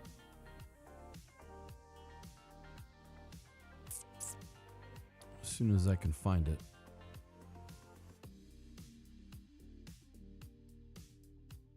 Wow, where's the Eagle at? Why don't I see it? There it is. Left tackle, Jordan Mailata. Well, we know he's going to be just fine. Right tackle, Lane Johnson.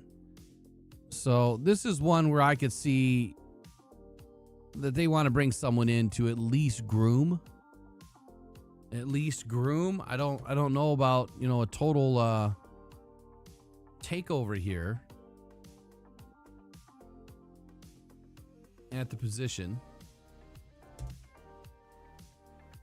But Lane Johnson, he's been in the league now since 2013. It's a long time to be in the league. Now, his play has not dropped off. That's the thing. I mean, his grades have stayed pretty even since he's been in the league. So this is a player that you expect is going to have another good year. He didn't give up a sack or a hit last year, but he also only played 449 snaps. So due to injury or whatever he had going on, that is a big concern. But the year before, he played a full boat, only 1 hit, 1 sack. The year before that, he played a full boat, only 3 sacks and 2 hits. And then the year before that, in 2022, played a full boat, 0 sacks, 0 hits. He's been one of the best tackles in the game now for a long time. He's just old. And I think that does make a lot of sense when you consider who's going to be available probably around this pick at pick 23. There's definitely going to be a couple of offensive linemen, and maybe one that Monroe Freeling, if he does fall back, it would make sense that they would pick up Monroe Freeling here. However, Jordan Mailloux, I mean, he's only 29 years old, but he's aging. I don't know that his play is aging, but he is aging. So fixing, Lane Johnson at 36 years old makes a ton of sense for the Eagles. If there's an offensive lineman available at pick 23, I think that's the direction they go. And I think that they go that position over the edge position. Again, it really depends on who's there. If Hakeem Messidor falls, he's probably the pick. If Monroe Freeling is there, he's probably the pick over Keldrick Falk. But if both those guys are gone, I think that then you're looking at Keldrick Falk. And then to a lesser degree, I think that Max Ahanichor, if he's still there, they slide him in at guard. If all those players are gone and Emmanuel McNeil falls all the way down to 23, he's their pick. And then last but not least, tight end. Kenyon Sadiq. If he falls, then I think that there's an opportunity for him as well. But again, it's all about who falls in this draft, right? And that's why it's so difficult. In all the other drafts, and that's why I'm going to put, like my top 3-4 picks to each team, to kind of at least throw it out there. Like, this is how I see it falling for them. If these players are gone, this is the pick. And I'm going to put all that together. I got a lot of work to do between today and tomorrow. A lot of work. We've got a new name in the chat here. One Versatile Vaughn. Welcome into the chat. Welcome into Rock Down Detroit Lions. Glad you could join us this morning. Next up. And Versatile Vaughn, if you'd like to compete, if you look on this screen over here, let me go back to it. And I'll put it in the description after the show. But we have a draft pool. It's at pickpool.app. You can enter for free. Or if you want to enter the jersey raffle, it's just $5. And you go to buymeacoffee.com/rockdown. You donate $5 to the Cancer Foundation, and you get into the draft pool for the jersey. If we don't get 60 people to sign up, then we're going to divvy up the cash 50% to the winner of the draft pool. Even though if I win, I'm not taking anything. I'll donate it to the second person that wins. Hopefully I win. We'll see what happens. Anyway, pick 24 is where we are now with the Cleveland Browns. Now, the Cleveland Browns at the very early part of today's conversation, like, they could go anywhere right now, and I think that offensive line makes a ton of sense for them early. I'm not so sure that it's going to make a ton of sense for them late, but I also believe receiver could make some sense for them right here, especially if they were able to do something with their first pick there at 6. If they trade back, I mean, everything changes. But if they're able to stick and pick and get the player that they absolutely needed at pick 6, which could be Caden Proctor, it could be Maui Noah, it could be Olavavega Nioni. But I think offensive tackle makes a lot more sense. You could see Monroe Freeling go that early, even though I think it would be way too early. But I think I went with Carnell Tate at pick 6. So now back at 24, you're looking at wide receiver. You're potentially looking at Avion Terrell. And you're also looking at Kenyon Sadiq. So all those players are still available potentially in some mocks. And I think that if the Browns do something here, if there's a good offensive lineman still available, that's going to be their first choice. Most teams believe that Cleveland will take a receiver like Tate or Maui Noah at 6. And so if they go offense early and they get the player that they want, maybe they go defense. And if they go defense, I think it's a corner. Chicago Bears. The Chicago Bears, one of the teams that are trying to jump the Lions. They want an offensive tackle. They also need a safety. Wide receiver is likely an option here. I'm going to have to come back. Give me just 1 second. The pup is telling me it's time. Like, Dad, what are you doing? I got to go out. Give me 1 sec. Be right back.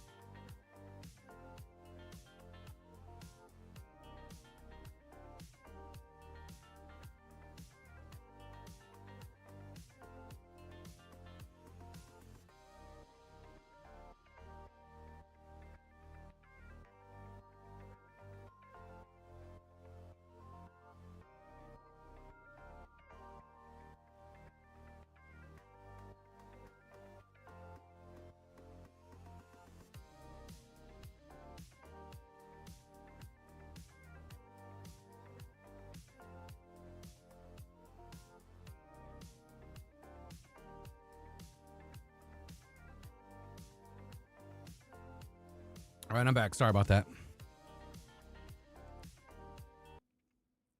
Pressured by Hutchinson, he goes down again.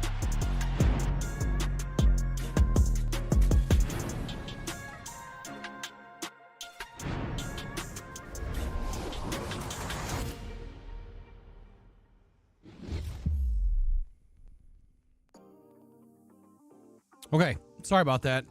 Probably needed a break anyway, man. It's been a while. So Chicago Bears at 25.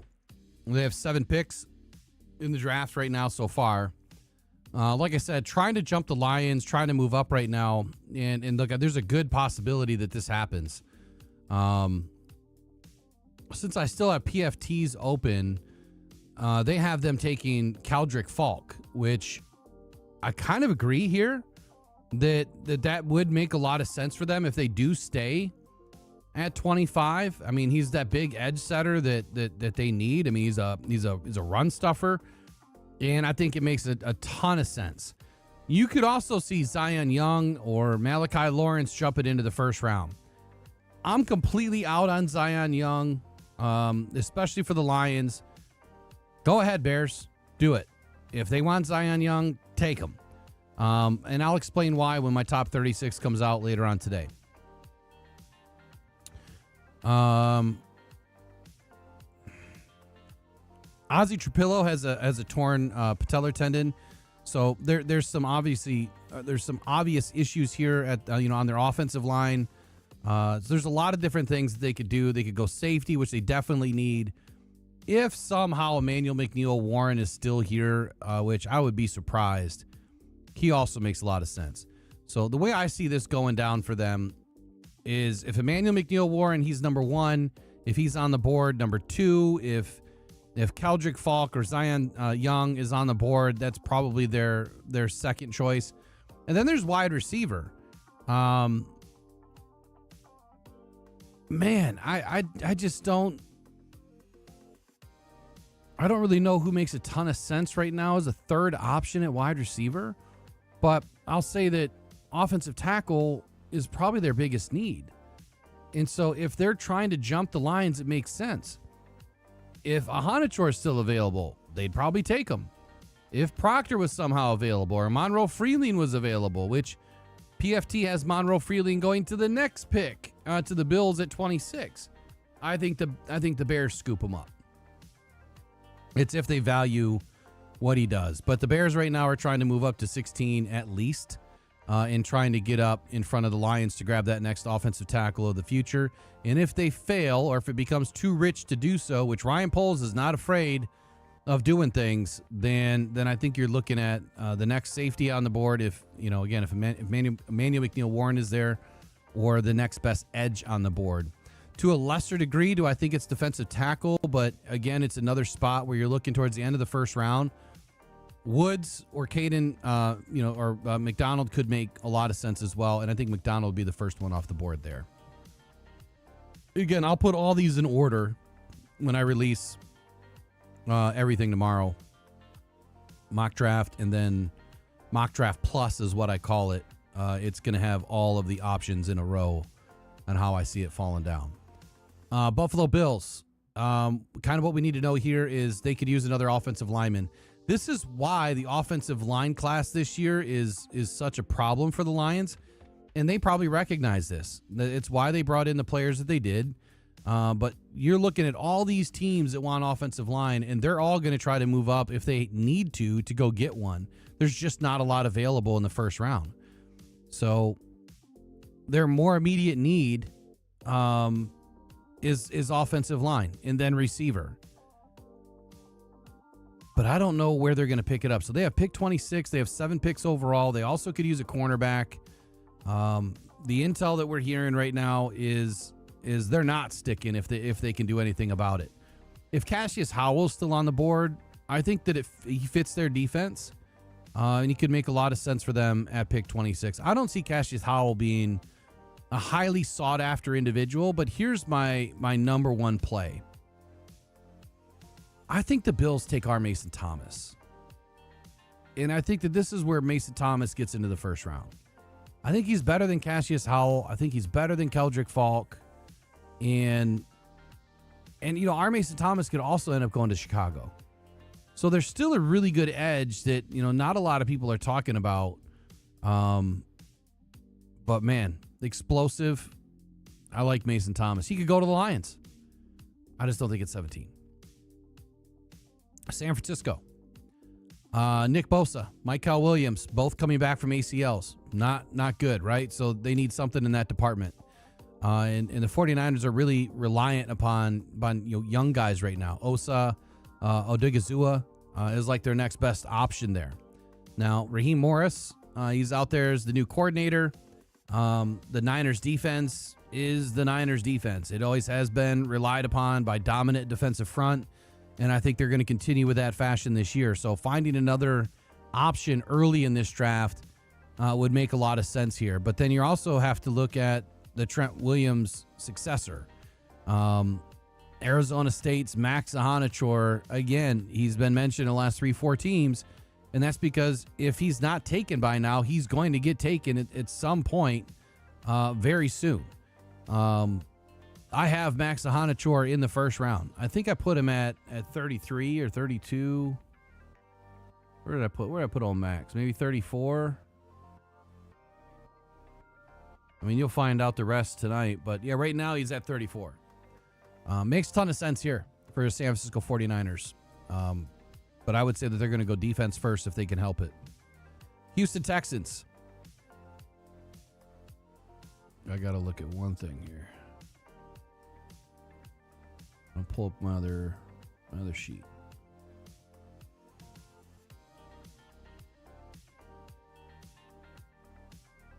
Okay. This is the sheet that I was looking for earlier, and I couldn't find it. Okay. Houston Texans. I think that their objective here and what is kind of been passing throughout the league is... Hold on one sec. Got some info coming in. No biggie. They're going to be aggressive about getting younger and deeper along the offensive line, just like everybody else. Especially with the first 2 days, that is their number one option. They want to get that offensive line younger and better. They're going to use one of the day 2 picks on a defensive tackle, more than likely, with the potential to develop into a starter, because right now the defensive tackles in this class are good. They're not great. I think there's maybe 2 that could be much better than what's being projected. They already have one of the most complete rosters in the league, and they can really take best available, if you will. They can kind of sit back and pick if they really wanted to. They don't really need to rush and do anything. And that's what makes it a unique draft for the Texans. Is it's kind of like either who falls in my lap, or do I really go get aggressive with the picks that I have? At 28, you have a lot of options, but trading back, you've already got 38, 59, and 69. They're in great position. If they were to trade back with, let's say, the Lions, right? Texans are one of my teams that could potentially trade with the Lions. If they go back to pick 50, then that means they're picking at 38. And is there going to be that quality of a player at 38 as there will be at 28? And the answer is yes. They're about the same quality of player right now between 27 and probably 42. And unless you're reaching to go bring in, someone to get a 5th round option on, I would say that the devoid of talent really starts around 26, where you're looking at guys that are definitely, groomers. They're going to need at least a season or 2 to really be able to help out your team. The day 1 guys are gone at this point. And you might find a gem. Like, there's always a couple of gems that are hidden. The ones that you never see, or the ones that, hey, they just catch lightning in a bottle in their first year. It happens, especially on a roster like the Texans. And for the Lions, for what it's worth. Their roster is extremely good. And so you might find a guy that just absorbs everything, from the team culture and the grit and the identity and everything, and also the technique and the training, and you're surrounded by extremely good football players. That elevates you at your core. Texans have a great opportunity here to do some damage, but I would expect for them to try to get offensive tackle handled first. And if it's not that, you could see them take one of the first interior defensive linemen in the draft. And then you have to look at corner. They like bigger corners. So where are the bigger corners in this draft? And are they in the day 2? Absolutely. I would not expect for the Texans to go after a corner in the first round at pick 28. I don't think they're there. D'Angelo Pond's not the guy. Jamad McCoy's got injury issues, but if Jamad McCoy is somehow still there, maybe it makes sense. Maybe they're willing to take the flyer on the injury and the degenerative knee issue. Next up, we've got the Colts. Colts are picking at... Well, wait a second. We don't have the Colts. Where am I? Texans. Kansas City. We didn't go over the Colts, did we? Because they're not in the first round anymore. Kansas City is up next. Hold on here. Get my other sheet. All right, Kansas City. I don't remember what I gave them earlier. I think it was really highly dependent upon who fell, who was where. I think Sadiq was probably more my play there simply because of the Travis Kelce situation. And they do need a receiver, so why not take the best receiving tight end in the draft? Makes sense. But both starting corners from last year are gone. So targeting one in the first couple of rounds makes a ton of sense. And adding playmakers, somewhere around this roster also makes a lot of sense. So wide receiver, tight end, whatever it's going to be. And then you have George Karlaftis, who is the team's top edge rusher right now. And I would assume that they want to upgrade that. George Karlaftis is a very consistent. He's kind of like your Keldrick Falk's going to be. He's going to be a guy that's very consistent, good against the run, but he's not going to give you a ton of pass rush upside early in his career. Some of that stuff's going to develop. But Karlaftis kind of came out the box fighting. I mean, clawing, scratching early, making some dents in the offense. So they have a good one there. They have a consistent one there. The question is, how do they get better and or younger at the position as well? Initially, I think it's tight end early. I think it's wide receiver early.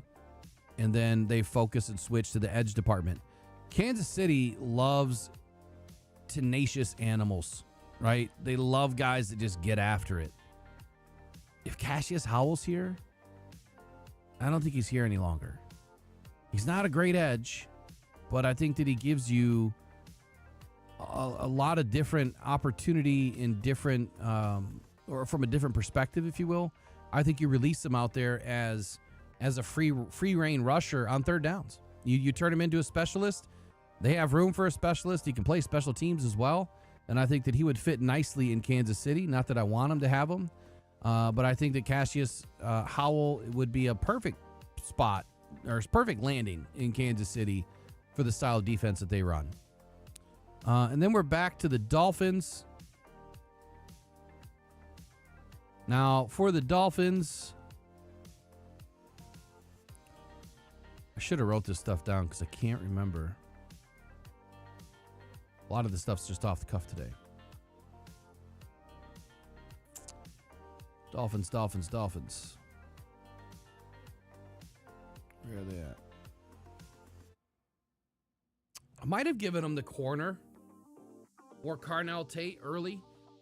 They don't have any receivers really. They definitely need a corner, and I think I gave them the corner early. Here's another spot that, again, if Max Ahanichor is on the board, he's not there anymore. I would say that they go Mansour Delane early if he's still there at 11. And then there's one guy that is really starting to make some hay. And if the Dolphins really want to do something crazy.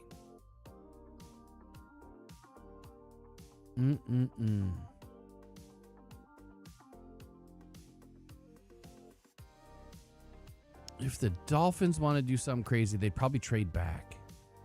But there is one guy that is really starting to make some sense here. Hold on here. Gotta pull something up.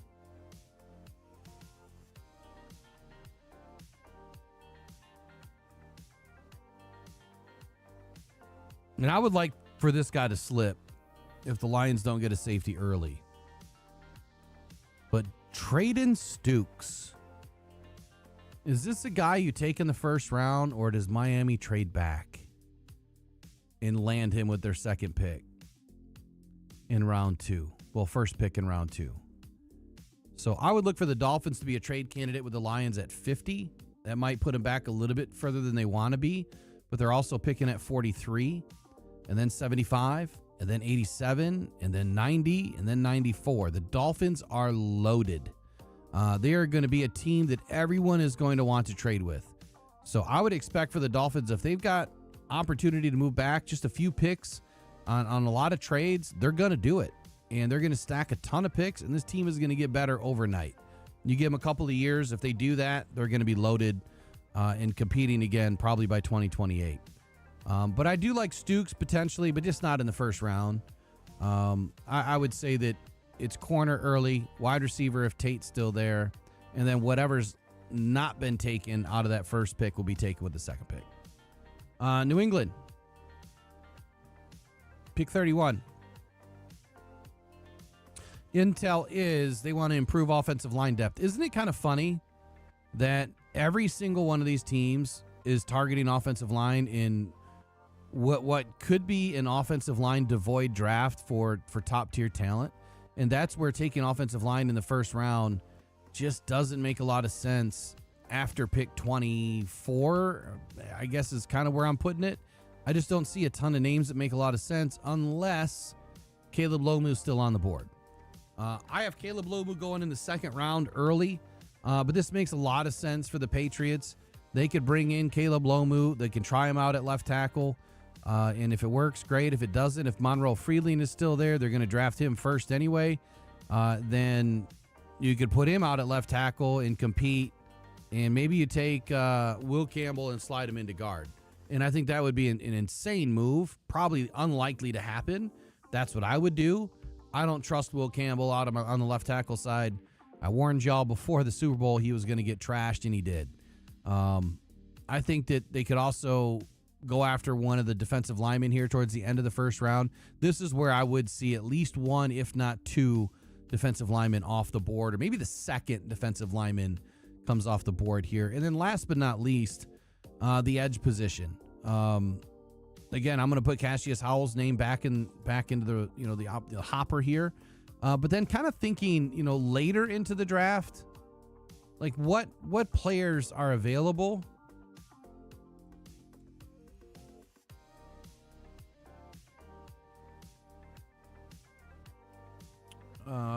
What players are available? You're going to have TJ Parker. Makes a ton of sense. I mean, he could have been gone in the last 3, 4, 5 picks, starting with the Chicago Bears. Zion Young, again, it's a player that is expected to make a bounce up to the first round. I'm not high on Zion Young for many reasons. R. Mason Thomas, goodness, if he's not gone, that is also a player that is expected to make a jump all the way up into the first round. And I think that it ends there. Gabe Yakas, Malachi Lawrence, I'm not considering that they're going to end up in the first round at all. Maybe they'll move up a little bit towards, the beginning of the second round. But you could see an edge here. You could see another defensive lineman go off the board. Otherwise, I think at pick 31, Caleb Lomu or whoever fell, whatever offensive lineman fell, if there's one available. Otherwise, Caleb Lomu. Makes a ton of sense. Last but not least, the Seahawks. The latest intel that we're finally going to get to now. And I think it came out yesterday or last night. And it might have been just Schrager's mock, but they want to move back off of 32. What team doesn't? A lot of teams want to move off their picks this year. And it would make sense for the Seahawks to do it quite simply because they need more picks, right? They need more picks. They don't have any picks in this draft. Like 4, I think, is what they have. And that is not enough to do any damage in this draft. So let me get to their info real quick.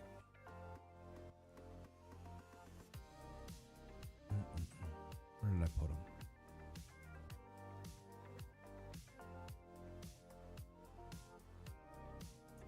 Where did I put y'all? There you are.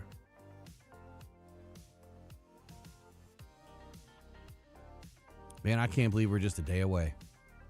Okay, so they have picked 32, 64, 96, and 188. Look, I think that they need a running back badly. Do you take Jadarian Price at pick 32? Or do you look at pick 64, where I don't think Jadarian Price is going to be there at 64, but there's going to be some players that have been undervalued, like Mike Washington, that will be definitely available, in that around that neighborhood, you would think. And then Jonah Coleman or Nicholas Singleton. I mean, there's some players in this draft that you're going to be able to get, late into day 2. And maybe that makes a little bit more sense to them that they take a running back, into the 3rd round at pick 96. You could probably get Mike Washington or Jonah Coleman. At pick 64, you're most likely going to end up with Mike Washington. I doubt that Jadarian Price slips that far, but it's possible. And if he's anywhere near the 50s, maybe the Seahawks try to move up. I hope that the Lions don't try to move back off of 50, but depending on what they're offered, it may be too good to be true. But at pick 32, I think that the Seahawks are a big-time trade target for a lot of teams, but namely the Lions. I think that Brad Holmes is going to do something nuclear in this draft, and it could be moving all the way back up into the 1st round, and I would be okay if we traded away pick 50 and a 4th round pick and even a future 3rd to do it. If they could pull that off and move up into the 1st round, you got to do it. You have to do it. The draft day trades that I've looked at for a long time, I got to save this. Hold on.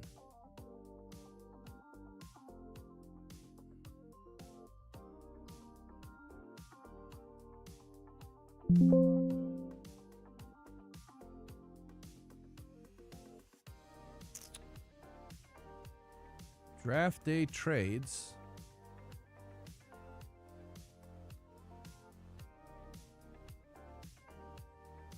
Looking at moving from like pick 50 all the way up for the Lions. Well, let me end this. I'll end it on the Seahawks like this. They're going to take the best player available at 32, or they're going to get the hell out of 32, and they're going to try to stay in the top 40 and add some more picks in this draft, which I think is going to be the play. I don't see the Seahawks picking at 32 unless they take Jadarian Price. So that's it. I mean, that's the intel as far as, we know, things that we've read, things that we've heard. It's kind of a mixture of both. When I release the top 36 tonight, I will do another live, and I'm going to give you even more intel kind of with each player on where I see, them potentially going. And I'll probably talk about a few other players, and I will get into the chat a lot more too. I want it to be a little bit more, engaging between us.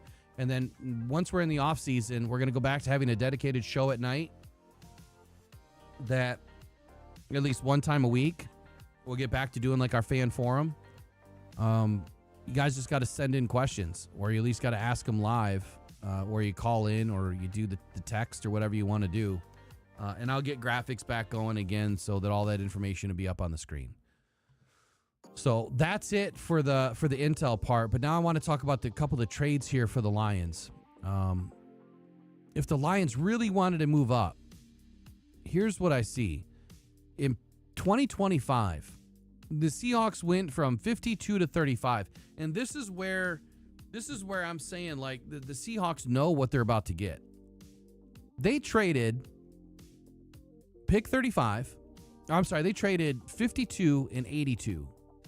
So 2nd and a 3rd for number 35. Now, it's not the 1st round, but it's extremely close, right? There's really not that many trades that are extremely close to this. I got a 50 to 40. I got a 52 to 39. 59 to 44. Here, you know what? We'll get some more.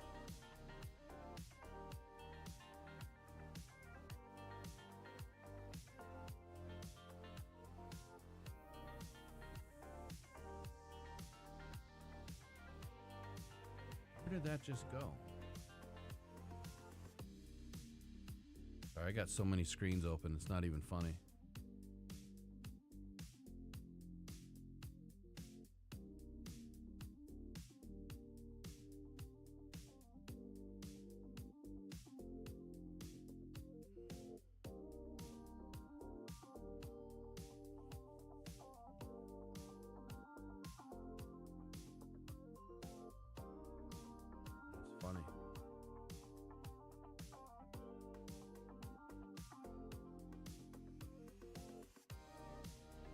I don't know where it went.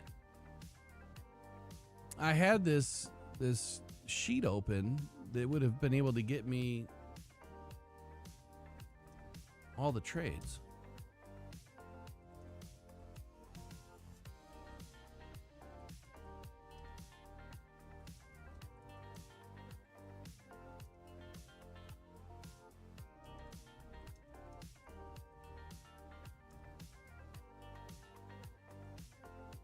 All right, give me 1 second. I'm going to try to pull some from AI to help me clean it up, help me find it as fast as possible, so I don't have to go scan this sheet. But I went in and pulled a lot of them down. But the one I didn't pull down was pick 32. I got close, but I don't think there was that many. And I'm only looking at like the last 10 years. Primarily because we're in a different era of football. So even in the last 5-6 seasons, like that might make the most sense.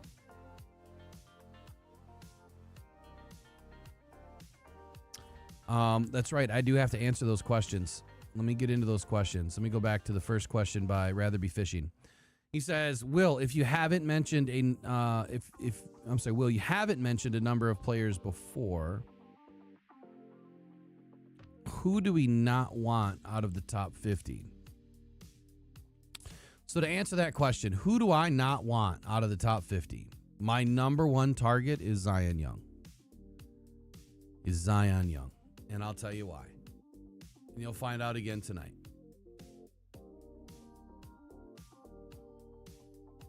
So I pulled down a background report on a few players. I'm sure it's not as deep as what the NFL level does, and I even feel kind of funny doing it. But I pulled down background just to kind of figure out who they were, just to get a really good background. Hold on here.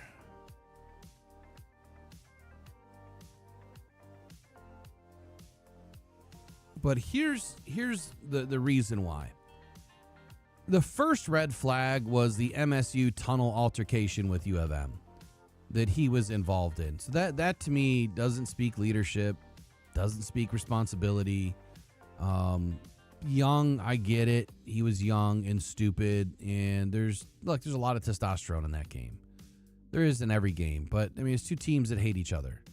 It got out of control, and what he did was stupid. There's no excuse for it.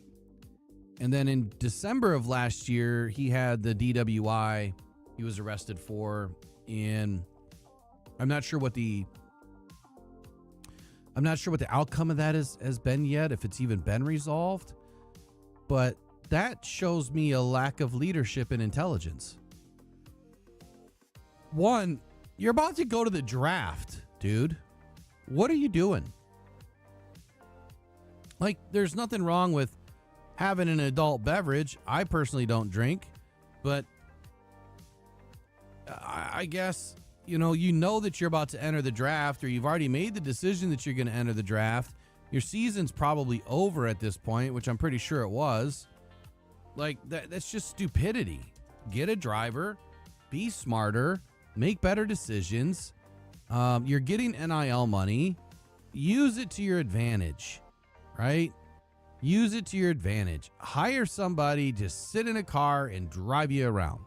What's it going to cost you? College kids need money.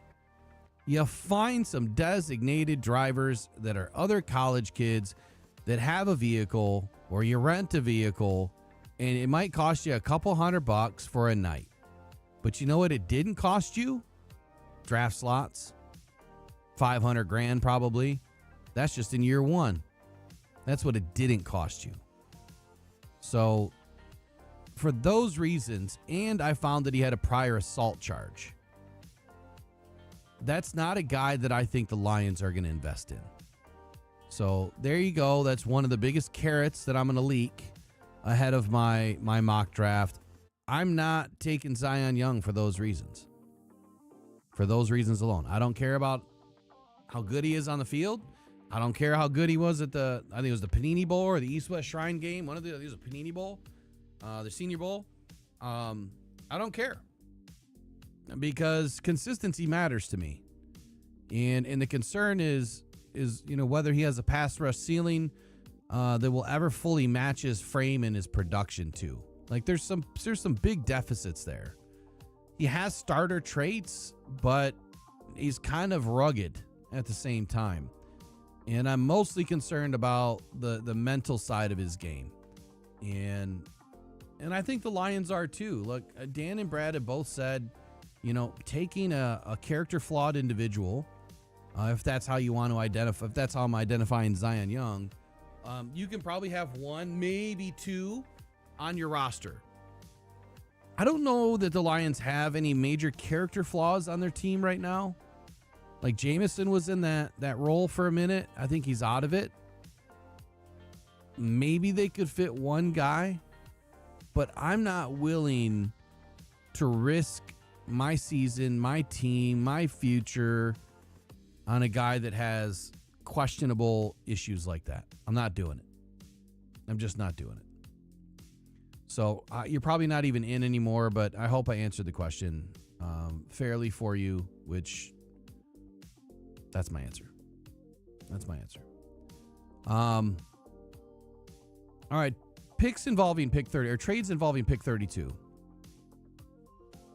In 2024, the Bills traded number 32 to the Panthers. This one happened in two steps. First, the Chiefs and the Bills trade. Kansas City moved from number 32 to 28. They drafted Xavier Worthy. Buffalo received number 32, number 95, and number 221. Just moving 4 spots. Buffalo received number 32, and kind of lines up with what I've been saying. A 3rd-round pick, which 95 is really close to a 4th-round pick because of where it is. 90... hold on. 30, 32. Well, 96. 96 is the last pick of the 3rd round normally. But with the compensatory picks, it's not that way. So 95 is the end of the 3rd round. But then they also got 221, which is either end of the 5th or beginning of end of the 6th or beginning of the 7th. So they didn't get a ton, but look, they still got a 3rd round pick out of the deal. Then the Bills traded with the Panthers. Carolina moved up from 33 to 32, and then they sent Buffalo pick 33 and 141. Buffalo sent back 32 and 200. Carolina used the pick on the Xavier Legette. So in this scenario, the Panthers just moving 1 spot from 33 to 32. They sent Buffalo 141. Like, wow. That's what, a 4th round pick to move 1 spot from the 2nd to the 1st round. Then at 23, the Bears traded what became number 32 to the Steelers. Chicago sent a 2023 2nd round pick, which later became pick number 32 overall. How is that possible?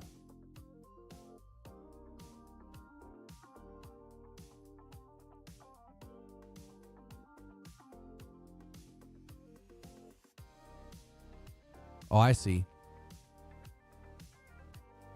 There must have been the trade involving Chase Claypool, and it was probably a pick that involved some sort of disclaimer, probably if the player worked out or didn't or played, X amount of snaps or whatever. Kind of you see those often. That's not a good example. 2022, the Lions traded to number 32 to the Vikings.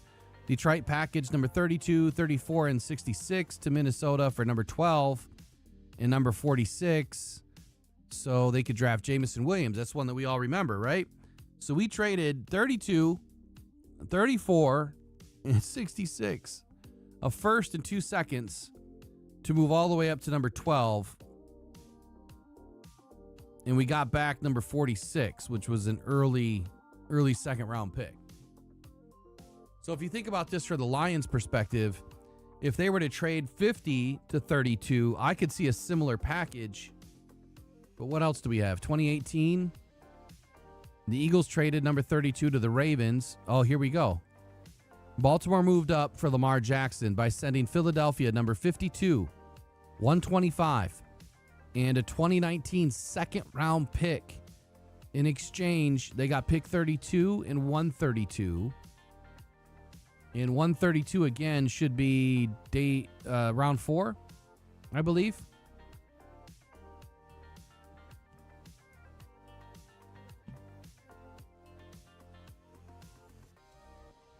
Now, this year's draft is going to be a little bit different from that draft because we have all these comp picks. But let me go back and look at this. Eagles traded 52, 125. 125 is a 4th round pick. Firmly in the 4th round.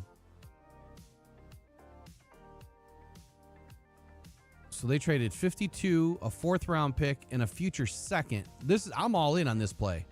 It's exactly what I've been saying for the Lions to do. 50, a future second, and one of their 4th round picks to move up to 32. That's the play for me. Can they pull it off? That's the question. Can they pull it off? What do you think? Can they pull it off?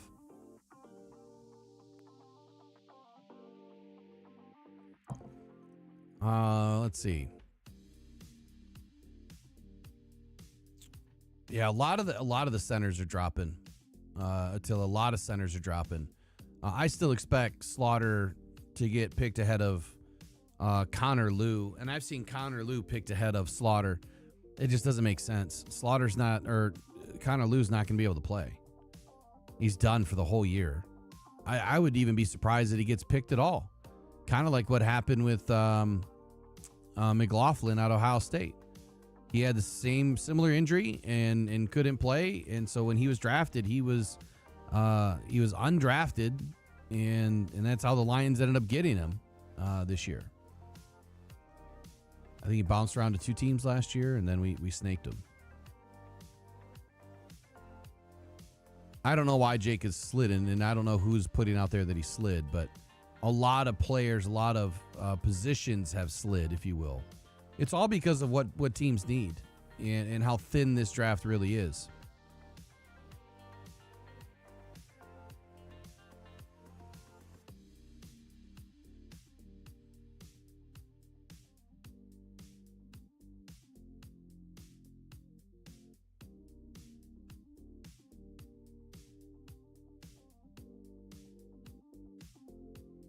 Yeah, be careful with experts.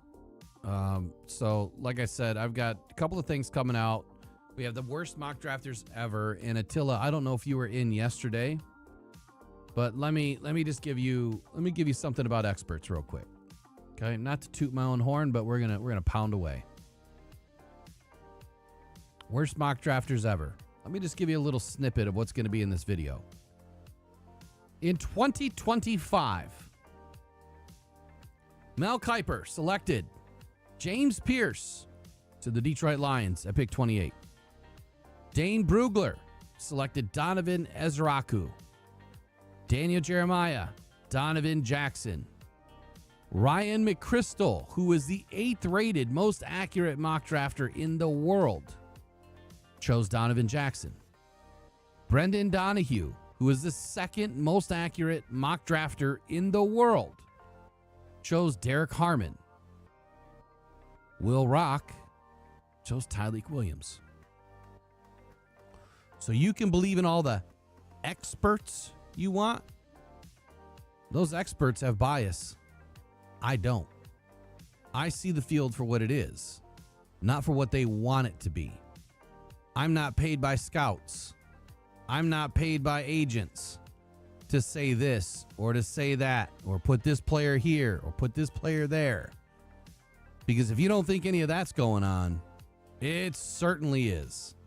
Hey, I need something negative said about this guy the next time you do your mock draft. Is it worth 10 grand? Maybe. Is it worth 20 grand? Probably. How about 100K? Absolutely. I mean, 100K is nothing to these guys. They're getting 2-3% on $40 million deals. So they have buckets of money to shift things. I'm not saying that these guys are doing that at all. I'm not saying that they are. I'm not accusing them of any wrongdoing. But remember, they can put out and say anything that they want about anybody. And there's no scrutiny. There's no oversight committee. They're just putting out their takes. This is what they think. Some people are paid for takes. But I'll tell you this, when you look around and you look at the mock drafts that I have put out, which unfortunately, my first website, I tried to resurrect it because a lot of my stuff is stuck in there. All the stuff that I put out from 2023 and even into 2024 is in there. And this guy disappeared, and he's got like the login to my website for some reason. So, point that I'm trying to make is in 2023, I picked the first 5 Detroit Lions picks dead nuts on. 2024, I picked Terry and Arnold, Sione Vaki, Noah Ennis Rakestraw.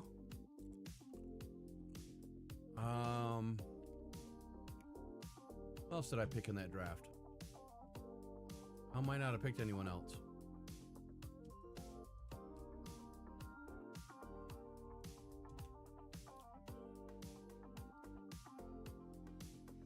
And look, I'm not saying that I'm better than anybody else, but I'm saying that I've been really, really accurate. And I'm afraid for this year. And I'll just fall right in line with everybody else. It's extremely difficult. I think I was pretty high on Giovanni Manu, but I don't think I picked him. That was a Trace find. Trace clued me in on Giovanni Manu. We liked him, but I don't think I chose him. But I did choose Sione Vaki because there's video evidence out there to back this up on the channel. And last year, 2025, I nailed Tyleek and Tate Ratledge, bang, bang, 1-2 in a row. And then Ahmed Hassanin, I think, was another Trace find and had us high on Ahmed Hassanin, but I didn't pick him. 23, I had Gibbs, Campbell, Laporta, Branch, Hooker, all picked. 2022, I wasn't doing this, on air. And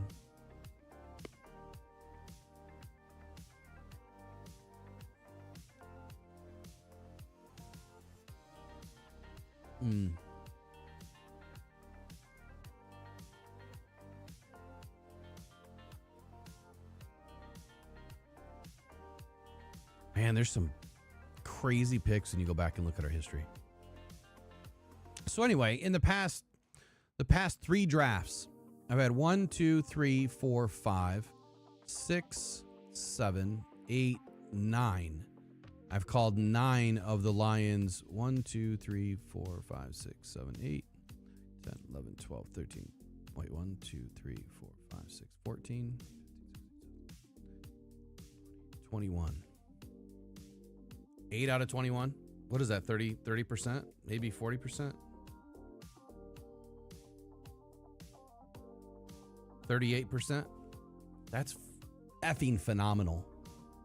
You go find me an expert that has even gotten 8 right in the first round. I had 26 last year. And that was done live.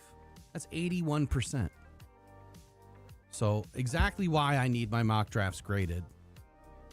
There's going to be years that are going to be absolutely terrible, right? It's just the way that the cookie crumbles. Some years you're going to see things better. Like I've told you guys, this year I've done way more than I've ever done before as far as research and tape. And I think it takes me away from my core and what I do well. I've added all of this different analysis, all these different subscriptions to information.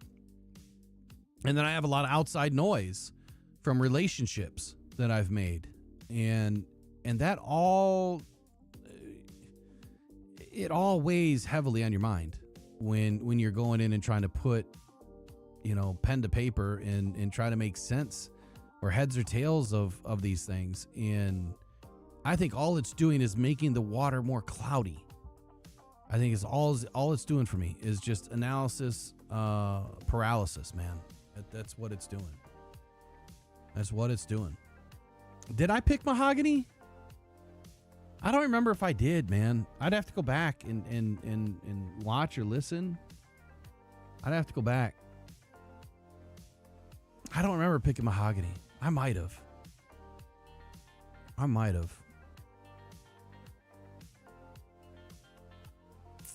I know Robbie had a question in there too that I tried to answer and I just can't find it.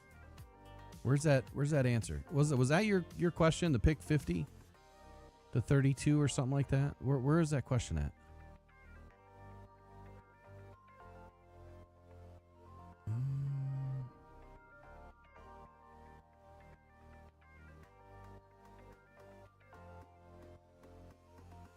But isn't it interesting though, like, back in December, man, everyone was talking about edge.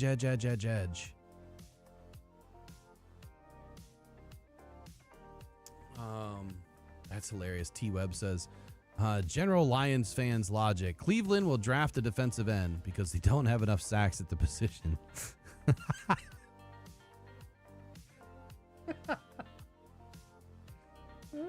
wish I would have saw that one earlier. So at the end of the show, this is what I'm going to do. I'm going to go back through the questions. I want to go back through the fan funding and just look at stuff that I missed. All right, so here's the question. 17 and 50 to move into the top 10 for Styles? Ooh.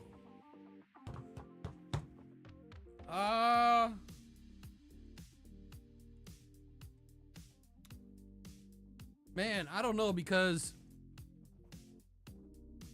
you go after one player and that's it. Like, you're done. That's it. You're cooked. You got no other picks till 118. So you're going to go all in on one guy. You know how I think, man, that you're never one player away. As much as I think that Styles can be an impact player, it still may take a year. I'm sure he's better than some of the options that we've had in the past. Yeah, he's an upgrade over Mahogany. He's an upgrade over Nowaski and Rodriguez. I'm just thinking overall talent in the linebacker room. He's definitely an upgrade over Barnes, but Barnes has vet savvy. He's got old man muscle is what we call it. Old man muscle. He's got the old brain muscle working for him.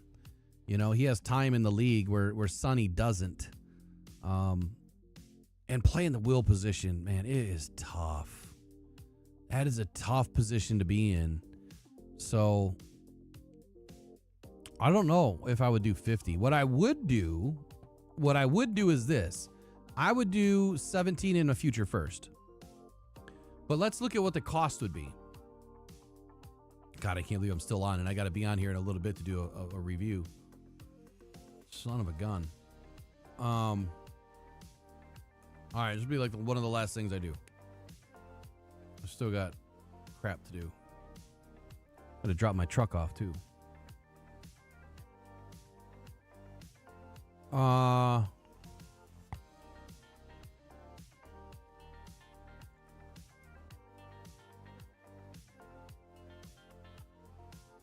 I mean, there's really not great evidence for a pick like that, or a trade like that, excuse me. I'm going to have to look again.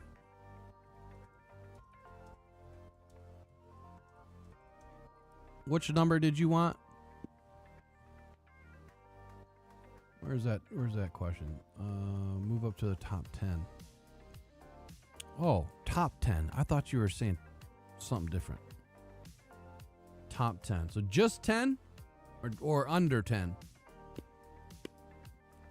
Because I do have a lot of trade options to 10.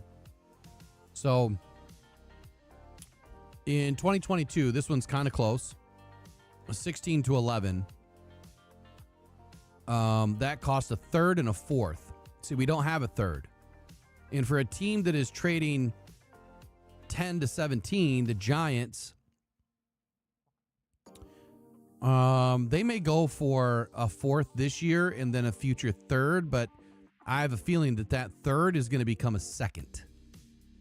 It's going to become a second. And the reason why is because the Lions are going to be picking late in the draft, hopefully 64, right? Or 96.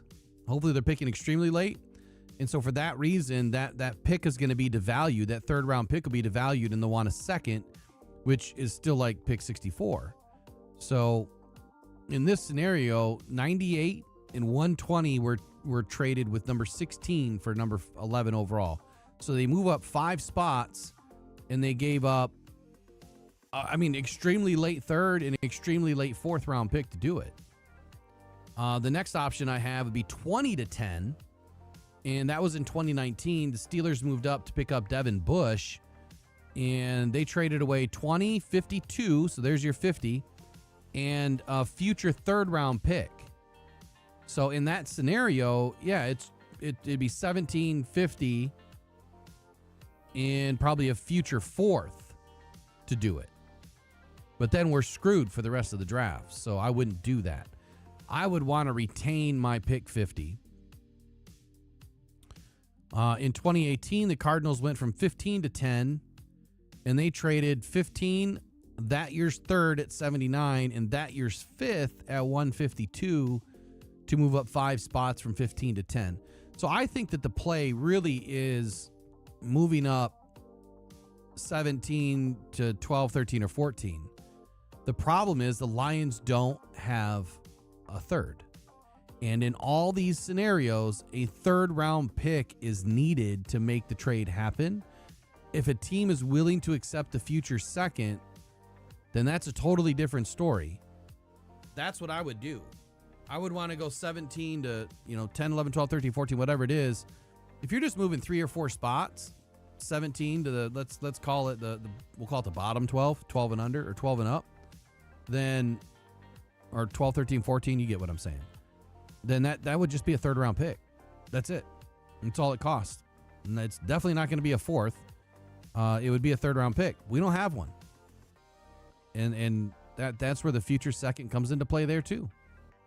So how do you get a third round pick between now and then trade back into the back end of the first, which I think is more likely? And that is trading back from 17 to 21 with the Steelers. If Caden Proctor's gone, if Kenyon Sadiq is gone, we didn't do this with Eric. This is what I was trying to do. If all these players were gone, right? That's where I say the Lions are going to look at that board and say, I'm just going to go get the best player I can at 21 or 22 or 23, but I want to stay in front of the Bears.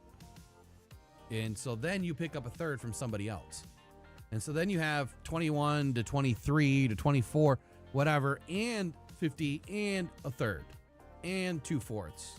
And then you could package up that third, a fourth, and a fifth, and you go move all the way back up to 32. That's what I would do. But the teams they've got to want to trade with us too. That's the problem. That is the problem. 17 and 50 equals the 9th. Which system you looking at, Gaviscon? I couldn't answer that, Attila. There's no way. I haven't even seen Ahmed on the field for longer than a couple weeks.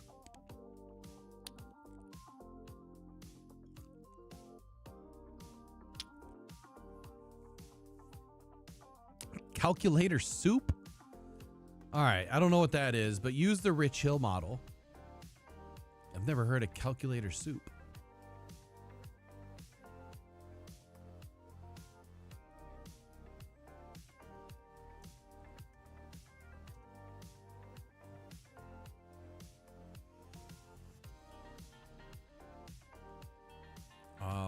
Rich Hill model. Let's pull that one up, and we'll do that one. It's a good exercise.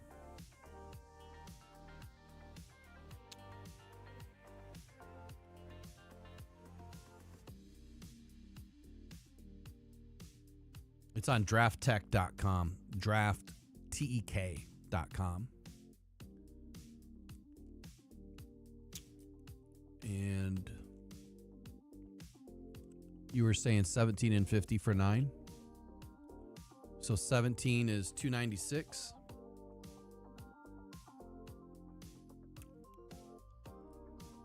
$50 is 115. And pick 9 is 387. So we have 411. We could actually go all the way up to number 8. Number 8 is 406. But in these scenarios, if you're going to go even money, even value for value, I don't think that works in the top 10 very often. Based on the things that I've seen, is usually a 20 to 30% buffer. So you'd be looking at, we'll go 25%. You'd be looking at, whoops, I just got rid of it. 308. And 308 would get us not very far. Not very far at all. Here, let's do this. Well, it's 411. You'd get us at least to 13 if we go 20%. I think it's way too rich. 50 is way too valuable. So, anyway, I'm out. I got a lot of work to do today. You guys have been great. Use the Rich Hill model. Here, I'll dump it in the chat. This one's really, this is the most accurate model out there. I love it. It's good stuff. And it also has trade information already in there for this year. Comp picks, rounds, it has everything in there. It'll tell you everything about what's going on in the draft. So get ready. We are almost there, man. We are almost there, but be more next time on Rock Down Detroit Lions. Appreciate you guys. Appreciate the super chats. See you tomorrow. Or tonight. Excuse me. Tomorrow. Tonight. Same thing. It's all together.